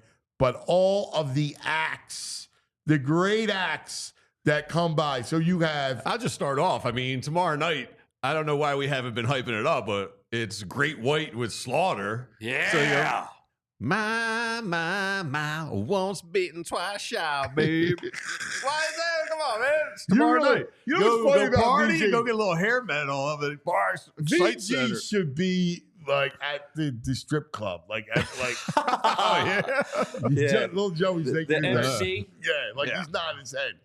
Sabrina to the stage, Sabrina to the stage. Little Motley Crue, Motley Crue Wild Side. He'd be great at that. Action, excitement, headline entertainment, concerts, comedy, MMA, boxing, all at the state-of-the-art Excite Center and a collection of award-winning restaurants. Tickets on sale also March 7th, Scotty McCreery, American Idol. Just give me 5 more minutes. March 22nd, country star Lee Bryce. There's a rumor going around about me and you. May 16th, comedian Larry the Cable Guy. Get her done. June 27th, comedian Trevor Wallace. You guys know Trevor I don't Wallace? know. I got to dig into some Trevor Wallace. All Go right. Trev. July 12th, comedian Mark Norman. Do you know that? I don't. I don't know him You guys usually are up I got to on get that. up on I the gotta check comedians. them out. Yeah. Hey, don't forget dinner and drinks before the show. ParksCasino.com to buy tickets for all shows. Parks Casino, this is how you win. You got to be 21. You got a gambling problem, please call 1-800-GAMBLER. Do we got Danny? Danny D! Our man, Danny D. A.D. St. Joe's Prep. That's right. Hey, of course, the Eagles and St. Joe's Prep have a huge, big relationship. I mean, the Trotters, right? Legendary. I mean, what did you think about that? In fact, you got the shout out. We had Jeremiah on senior, and we talked about Junior's journey, and of course, brought up the Prep. Love it. Yeah, they both, all three, Jeremiah Senior and the two boys have had a humongous impact on our program, and they've been really great, and they're great advocates. Like I remember telling you back at the state championship, Josiah, who was at West Virginia at the time, drove up to the state championship, even though he had to go right back 5 hours. So they really represent our program.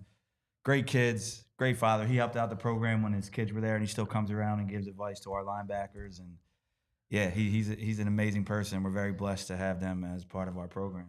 I love them. He is. They are. But again, it's a tribute to the program. And you see this, kids, Eagles coaches who have come through your program. The the big quarterbacks all around who have come through your program. Yeah, it's a special program. We're trying to get better every day and continuing to elevate the standard and what we're about. And I'm very proud of them. And yeah, it was a great season, but now we're on the hoops, man. Well, that's what I was about to say. My transition is we're not talking football right now. No. I just wanted to. Everybody's talking about the parade tomorrow and the birds, and of course, you're tied in there.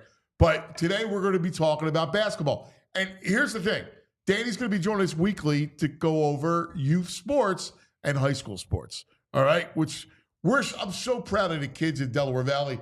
We have elite programs all throughout, not just in the city, for sure, right? But all throughout the Delaware Valley.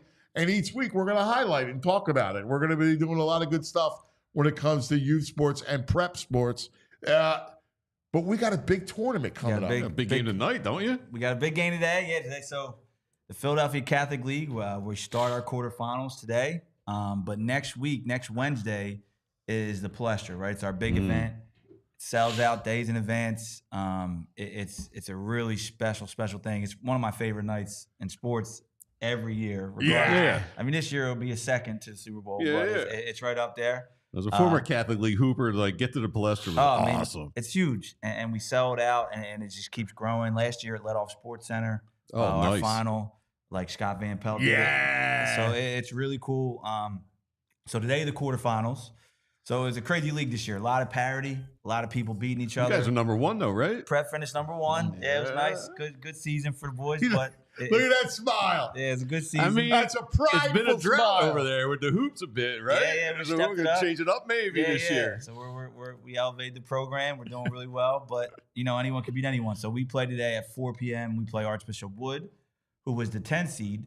But in the play-in round, they upset the 7th seed, which was Bonner. Oh, wow. That's right. They upset Bonner. Yeah, so Wood's a really talented team. It's crazy to beat. They finished in 10th place. They probably have 5 Division I players on their team. What? Yeah. It's crazy. Yeah. I mean, they're younger. Wood They're staggered. does? Yeah, the sophomore, junior class, but they at least have. Where are they getting the kids from? Up in Bucks County? Because they had the one kid was the number one overall. He went to Miami last year? Bethea, he was 5th in the country last year. They have kids from, Bucks County. Wow. Have kids That's from my mom's school. Archbishop Oh, Wood. really? Yeah, she went to Vikings. Wood. Yeah, the Vikings, man. Wow, check that out. She went to Wood. So, great program coached by, one of the high school legends in this area, coaches John Moscow. He used to be a Newman assistant. Yes. Went to John's Wood. a good guy. He coached, Jaleel Bethea. He coached Colin Gillespie. So he's had some big time recruits come through there. He's won a few Catholic League championships at Wood. He won a ton at Newman as an assistant. So very formidable opponent, but that just shows you how crazy good our league is that teams like that are finishing 10th place. Wow. The other matchup is the 2 seed, which was Roman. They're going to go against Archbishop Ryan tonight at Holy Family, so in the Northeast. Oh, yeah. That's Roman's kind of home court because they can't really play big games here, so they've been playing at Holy Family. Wow, really? Yeah, the gym's so tiny. Yeah, over here, that's a trick. Yeah. It's a little bit up there. Yeah. Yeah, but you need room. And then First time I played in that Roman gym, I was like, what the? It's crazy. It's It's crazy. As an alum, I played many games there. It's crazy, man. Sidelines. I thought North Catholic had the pit was just tight, but the pit. Roman, man. I love the pit, man. The pit was electric. But then the 3 seed was Devon Prep, which is a kind of surprise this year. They're relatively new to the Catholic League, I think 6-7 years ago. But really good team. They finished 3. They'll play the 6 seed, which is West Catholic. All right. And then in the 4-5 game, we got Judge. Number 4 hosting Newman Goretti. That'll be a good Yeah. So that's that Judge at 7. one. Is it really? Newman Yeah. Goretti's 5? They have an off season? And they just got to 5. They were it was so Wow. tight. They could have been 8th or 9th coming in the last game of the season, and they just had everything go right to jump to 5. All right. Wow, that's surprising. Yeah. Yeah. Yeah. I think they'll be better next year. Yeah, they're good younger. I mean, Carl's a legend. He's been Yeah. doing it forever. And, it's a scary 4-5 matchup to get I Carl know. I know. and Newman Yeah. Goretti. I know. But Judge handled him in the regular season, so we'll see how that goes. And then the big thing is our girls' semifinal is going to be at Villanova this year. So Oh, Villanova, wow, that's awesome. they were huge, came through for us. So we're going to be able to play the girls' semifinal Monday night. Oh, terrific. Yeah, their quarterfinals are today as well. Newman finished 1. Wood finished 2. 3 was Carroll. And then 4-5 were LC and O'Hara. and I'm not sure who finished 6, 7, 8, but I know the top 5 is really competitive. That's awesome. So the girls' game, there's a girl at Wood. So the girls are Monday at Villanova. Yep, and then they'll play in the championship game the 23rd at the Palestra with the boys. They'll be it's a that's Sunday great. afternoon. Yeah, so now the yeah. Super Bowl's over. We got time. Yeah. Going to have a Sunday matinee. It'd be nice. Oh, dude, like, I love this. Sunday matinee is a great idea. Especially when there's nothing else. Football's done. People are going to be like yearning for it. Yeah, that's awesome. Yeah, so we're excited about I that. love that. That's awesome. And people, I mean, how about describe that scene? Oh, the Palestra, I mean, there's really nothing like it. And, you know, it holds 9,000 people. Mm-hmm. It's to the brim. I mean, you know that place is packed when you look up in the deep Yeah, corners. there's like 15,000 people in there. Yeah, it's madness. You know, people know how to get in the back Yeah, door. You know, they prop it open. You know, Yeah. so. But we'll sell close to 9,000 seats. The student sections fill up the middle. You know, Dude, pack it. I love the championship stage. And you know, it's known as like, you know, the cathedral of college basketball. And the cool thing is, our league. I mean, they still get big games, but our league is like the constant that sells it out every year, right? Yeah. So it's this historic venue that a high school is doing. And we do the numbers every year. Last year, well, the last couple of years, our championship game was ranked 8th in attendance for all of college basketball championships. So if you put it up, like against every the conference all the conferences, we're the 8th in attendance. Are you serious? Yeah, because we get close to 9,000. That's what the Palestra can hold. And then, you know, we're bigger than the 810. We're bigger than some of these big Let me tournaments. ask you a question. Was there ever talk to take it to Wells Fargo? There has been some conversation because we could sell more. Like, we sell out days in advance. So we're like, the question is how big. Like, we like that it's packed, right? Could we get 15,000? Probably. What's Wells Fargo hold? 20? Yeah, 22. Yeah. So I don't know if we could get to 22, but I don't know. Here's a chance. Listen, I almost think you do the semis at the Palestra. Yeah. And then you take the championship with the girls and you go to Wells Fargo and we just get nuts and we like, you know. I don't know, it's man. ever-growing. I don't know. It's historic. I think the Palestra. I hear you, but I'd like to see, like, I'm sold out. Oh, because then we would jump, though. I mean, for pure numbers, we would jump a lot of these conference championships. Like, if we stand out that stat every year, we're locked in at like 7, 8. What's that hold? Like 10. No, that doesn't. It's not much difference. Yeah. No, you got it. You know what it is? I want to see them leapfrog every. Yeah, I want to see them set a record. Like, That'd be really cool. I mean, we know that we hold the Palestra with amazing reverence, but I like to see it because I think there is a huge desire for prep hoop, for high sure. school hoop, like. No, we're a top 5 league in the country. The Philadelphia Catholic League, the amount of Division I players that come through every year. I mean, in our league on a given year, there's 25 to 30 Division I basketball players, and they've gone on to contribute at really high levels. You guys have 3 on your squad right now? So we just had the all Catholic meeting Monday night. I'm the basketball chair, so we had to do the Catholic meeting. Our senior Jordan Ellerby got MVP of the league. He's going down to Pat Chambers in Florida Gulf Coast. Oh, nice. That's awesome. So we love Pat. Yeah, Pat's a great guy. So they worked their butt off and got him. So I think he'll go in and be able to contribute right there. Is he part of that Ellerby family? That's no, he's not. So we have a pretty famous team. We have Aaron McKee's 3 sons now. So Jaron's a senior. He's going to Dayton. He's a 4-star, top 100 in the country. Yeah. Then he has 2 freshman boys, Justin and Julian, who are really, really talented. Julian plays a lot for us. He's probably like 6th man right now as a freshman. And then we have Owen Chamberlain, who also got all Catholic. He got 2nd team all Catholic, and his great uncle is Will. Oh man, that's crazy. How cool is that? That's crazy. Is that so awesome? We got some history on our team. The Roman Catholic team have Sharif and Sammy Jackson, Mark's sons. Oh wow. So there's a lot of history in our league, and me and Anthony were talking about recently, just like the second generations and how cool it is. And how these guys are developing. I love that. I love that story. I want to work on a project about it because I love the idea of the second generation. Yeah. I just think it's so interesting, like the Trotters, and I think there's a lot of people that can learn a lot. A lot of parents that are that we all love it. We had a game last night, and grade school, my St. Margaret squad. Yeah. Against St. Rose. Oh, let's go. And my man Frankie Delano was the coach at Haddonfield. How's that 1-3-1 working for you? Yeah. You guys working it or what? He's the 2-3 matchup. I'm at Temple. I'm a Cheney. All right. I love Cheney. Yeah, you're matching up, you getting know the what? wings out. Yeah, Uncle Brian, I like it. Yeah. I think about this stuff in basketball and this time of the year leading into March, and I think about John. Oh yeah. And John was he was the greatest, man. Yeah. He was just great people. I love it. I love the kids. I love this whole thing. And no, it's credit to them. I mean, they've been through it. I don't think all second generation parents, but like my experiences with the Trotters and Aaron McKee and even Mark, I know Mark really well, being a Roman alum, and they're great, man. They step back. They're not crazy at games. They sit back and they'll have conversations about things they can improve on, but they coach the kids up in a super respectful way. And they have a ton of knowledge, but like in this generation where a lot of people are like demand things, like they're just good with let it play out, let their kids develop, let their kids be who they are, but also give knowledge to everyone. They've been giving back a ton. I love that. It's been really special. All three of those guys to be able to be around them and their kids and see how they've navigated it is awesome. And the kids are such great kids. Like the Trotter boys are, they're the best. And then they are. But just like his father. They're Aaron's family, Mark's kids, Sammy and Sharif, and Mark's got another one. Mark's got an 8th grade, so they kind of have similar. Mark's got an 8th grade. Shane, who will be up in the ranks. Sharif will graduate. He's going to Lafayette.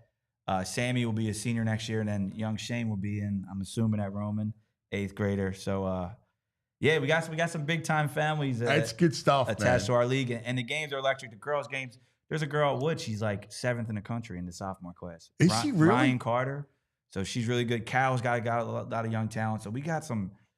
It's crazy to think about. What we're gonna do is, each week we got to give you like an update of like. We could do something written too on the PHLY website to show it. And of course, we're going to be doing some with YoKid. YoKid Sports is coming back, being relaunched in a big way. So keep an eye out because we're going to do a lot more of the youth and prep stuff with YoKid Sports. Yeah, I think we'll have YoKids at the Palestra so we can get some good content down there. I think it's a really important platform to highlight these kids and what's going on. And, doesn't always get to shine, and Anthony has a passion for it. YoKids, I think it's really important to inform kids and give them this knowledge of how to navigate the future, right? Like what's going to happen or how to get a step up for parents, for kids. So I think even for kids going to college, kids going to high school, even middle school, I think there's a lot of good information out there. And I think Anthony will capture it, and I think YoKids is going to be a big hit. It'll be a lot of fun. Have you seen this kid over at William Penn Charter, Jake West? He was in the Catholic League. He was at Ryan. Carroll. He was at Carroll. So he started at PW, went to Carroll for a couple of years, and now he's at Penn Charter. He's like the social media phenom. He's got millions of followers on TikTok. Wow. He's going to Northwestern. Yeah, he's a second-ranked Philly kid, I think. Yeah, he's good. He's super talented. Point guard. He can do a little bit of everything. He's at Penn Charter. Penn Charter is a really good team this year. I think they went undefeated to win Interact. Wow. Yeah, they're talented. But Jake West, they got a big kid going to LSU, and then they got another guard going to Minnesota. So Penn Charter's that's impressive. Yeah, they're loaded. So again, local. That's impressive. Yeah, I would like to see how they match up in the Catholic League. I'm a little biased, but super talented team over there, and they won Interact. But there's nothing like the Palestra, and if you want to get tickets, they're starting to sell out. I was just looking. It's getting slim pickings. What's the website? You can go on the AOP Athletics website. That's for our league. The Archdiocese of Philadelphia has a great website ran by this guy, Steve. He does a phenomenal job keeping update, box scores, standings. Can you put that up there, Andrew? And through that, you can get the tickets to the Palestra. And they're starting to sell out for the semis and the finals. But VG, any of you guys want to come down? I'm the guy, so I can happily get you guys down. He's the guy. He's the commandant. He's the midnight date guy. I would love to have you guys down as a guest and check out the games. It's going to be sure electric. So when the girls are doubleheader Monday at Villanova, the boys are a doubleheader Wednesday at the Palestra, and then there'll be a final the 23rd. The championship will be at 12:30 and 2:45. Love it, man. You guys are playing today at 4 at the prep? We play, so it's staggered today, which is nice. So I'm going to be busy, man. I'm hitting all the games. I'm going to be at prep at 4. And we're going to send someone to Devon because we got to get these tickets out to the schools who win so they can start. So online there's some, but then schools in it get an allotment. Yeah. So they go fast. So Devon's at 6. I'll send one of my guys over to Devon. And luckily Judge and Roman play in the Northeast, the 2 home schools, at 7 and 7:30. So I'll probably head to Judge for the Newman game and then catch the fourth quarter of the Roman Ryan game. So that's awesome. It's a good day. Yeah, I'll be on the move. I love it, man. It's so much fun to be around it. I love it. I'm passionate about it, and I'm so happy that we get to highlight it here, man, in front of all Oh my God, I love that you're such a great ambassador for it, and it's awesome. And then listen, soon we'll be talking about baseball and girls flag football, right? Like flag football, girls flag football is taking over, man. All right, yeah, there's a lot. Yeah, it's huge. Yeah, it's huge. And spring sports, baseball, lacrosse. When's that? That's March 6th, Monday. I believe it's Monday. What's it? March 3rd. Whatever that first Monday is in March is the first day of tryouts, and then we're running. So it's all the spring sports. At the prep, we have 9. So we have like mountain bikings in the fall. We have a bunch of different stuff in the spring. Wow, so that's pretty cool. Yeah, that's good stuff, man. Yeah, we're excited. So Anthony's rowing this spring. We got to get him doing something in the spring. Yeah, besides just football workouts. Crew's no joke, man. Yeah. Oh man, that is his fitness is. Well, the best is he comes home, right? Because he likes to lift, right? Yeah. And he comes back and he's like, I go, how was it? He walks in the door. I'm tired, Daddy. Right to sleep, man.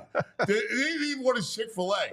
Crew is, he's tired. He's turning that down. He's tired. Exactly. Crew is, it's crazy. And Philly is kind of historic for Boathouse Row. Of Course. Right? And we have Olympians. We have Olympians. We have an Olympian from the prep. We the guy who won a gold medal from the prep. We're a perennial top 5 team in the country in Crew. But it's crazy. Crew in this area is. I didn't really know about it till I didn't know either. Yeah. But then you find out the Schuylkill was kind of some big races. Super big regattas. Right. They shut down Kelly Drive for it. Yeah. So the spring. It's crazy to think that the spring is a few weeks away. But we're here and it's an exciting time, man. Well, we got a big parade tomorrow. Let's go, man. I'm pumped. It's gonna be awesome. I'm heading down with the boys. Where's the show gonna be? I love it. We're Chickies and Pete's. Tomorrow morning, 9 to 11. Maybe we'll stop down before. Stop over, man. Yeah. Get some crab fries. Yeah. Everybody likes crab fries. Yeah, I would love that, man. It'd be awesome. It's great seeing you guys. You too, my brother. Love you, man. They bet we love him. It's our man, Danny D, the AD.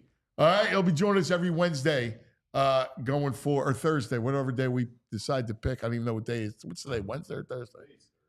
Today's Thursday. Thursday, yeah. Yeah, that's right. Great Eve. I forgot the day. We Boston Stones. Fraser got a good hat on. He went down and got a Super Bowl champ hat. Great hat. Thank you. Yeah. Great hat.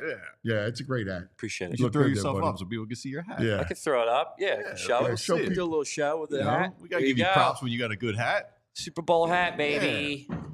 Sideline hat. Good hat. Yep. It's a good hat. You look at it. It's a good hat. We also have some other stuff. Does what do you think, Joey? I go everything fashion. I go to Joey Marone. Yeah, I got one too. You get that? Wow, he's got a nice Sapien hat. Here, getting a Super I'll show it Bowl on air here. Yeah, that's a good hat. That's another good hat. That's the Joey hat. Where'd you get that, Joe? I went to Lids. Yeah, did you went to Lids? Get out. Me and my mom went yesterday. Did you? My mom got one too. She got one? Yeah, for the parade tomorrow. The Gina? Yeah. Gina got one? It was a little bigger on it. I wasn't going to say none. So we're tomorrow, 9 to 11 at Chickies and Pete's to kick off the parade in South Philly. Yep. All right? Can't wait. So that's what we're going to be doing. So you can make your flight tomorrow night, Joey. Where's he going? I changed it to Saturday morning because I want to be there. Puerto Rico. My man. Oh, he's going to Puerto Rico? He's got a skate trip down He's to Puerto got a skate Rico. Skate trip to Puerto Rico? Yeah. Nice. Yeah. Lucky dog. Capture some video, man. All right? Because we'll play it on the show next week. I'm only going to be there for till Wednesday. So Yeah. short little trip. He's world-renowned. You know? He's just changing flights. I'm always stressed about the fees, about these skateboarders. Just change my flight, move some things around. That's it. Yeah. What do we got? Diehards. We got a lot of good stuff going on with our own. Yeah, man. With great PHLY gear. We got some great stuff going on. Right now, we've been pushing it all week. We have the Gold Standard. That's right. The Gold Standard collection, our champion collection for the Eagles. There are some great shirts here, guys. Every single one of them I love. I'm probably going to be getting. So I can rock every day in the off season. So go down. I have the link for you. It's in our chat. It's pinned at the top. You can go there to our locker room, our PHLY locker room, and get one of these beautiful shirts. On top of that, we also have a diehard sale that's going on right now. You can become a diehard if you're not already. for $48 on the year. That's it, $48. You can get it right now. You get access to our Discord channel where you can have conversations with us every single day. You can get access to Zach Berman, Bo Wolf, Charlie O'Connor, Kyle Neubeck, Derek Bodner, and of course, we have the draft that's coming up, and you don't want to miss Fran Duffy's, all of his collection on all the draft picks that are going to be coming out. You're going to want that stuff. $48. How about that? Bargain. That's great stuff. Bargain is right. $4 a month. That's great stuff. $1 a week. Less than $1 a week. Yeah. Yeah. Man, that's awesome. Yeah, really nice. Yep. I love it. All right. Right time for our Right Aid Back in the Day moment. Right Aid Back in the Day. Coming on up. Back. We got the song back. We're going back, back, back, back. We're going back, back, back, back. We're going back, back, back, back. Back in the day with Rite Aid. Yeah! So this is a pretty cool one. VG sent it over. It was the UK call on the Cooper DeJean interception. I love it. And it's super cool. That's cool. Let me So hear I'm going to throw it up here right now. Make some magic. A night where he's trying to establish his legacy. Steps his foot. Has Samaje Perine. Rushes out to the right-hand side. Has a man there. Throws the interception at the 39-yard line. Returning out to numbers 25, 20. Cooper DeJean down to the 10. Down to the 5. Touchdown Eagles! Cooper DeJean goes all the way across the formation. Returns the ball. All the way across the formation. That's awesome, man. Do they make it special, man? I love the UK. Actually, yeah, I kind of do love, too. I like the it too. commentators are great. Yeah, Anglophile bit. Like, there's something about it. I agree. Yeah. I was watching Champions League yesterday. Oh man! Whoa! Love hearing Well, that. I like the Champions. I like Champions League. I like World Cup. Yes. You know. Who was playing? What was the I matchup? watched Bayern versus Celtic. Okay, yeah. And then the day before, and so they had Harry Kane's on Bayern, right? Like Harry Kane, yep. Right. So he's a big football fan. Yeah, he is. So he's a big NFL football fan. In fact, he talked about he wants a kick. He kick like a field goal? No, he wants to be a kicker. Oh, yeah? Yeah, like he wants to be a kicker. So he was interviewed after the match, and he's talking about how they asked him about the Super Bowl. And he goes, he's a Patriots fan, though. Ugh. I was like, that is true, yeah. I wasn't rooting for anyone. He said he hates the Chiefs. He goes, whatever. The Eagles were great. He gave the Eagles a little flowers, but he goes, I'm a Patriot. I'm a Brady. He's a Brady fi. Like, he loves Brady. He's a Brady man. Yeah. Yeah. Hurricane. Yeah. Hurricane After that, is I was great. like, you're out. Where the Paisans at? He's some Napoli here. Juventus. Yeah. All right. That's going to do it for us. Tomorrow morning, 9 to 11. All right. We're going to be at Chickies and Pete's, South Philadelphia, to kick off the parade. Yeah, get some rowdies down Come there and for the see us. beginning of the parade. We're going to have some fun. It's going to be a lot of Come fun. and hang out with us. Looking forward to it. Have a great day, everybody. We love you. Be careful. See you in the morning. We all silly like the mayor.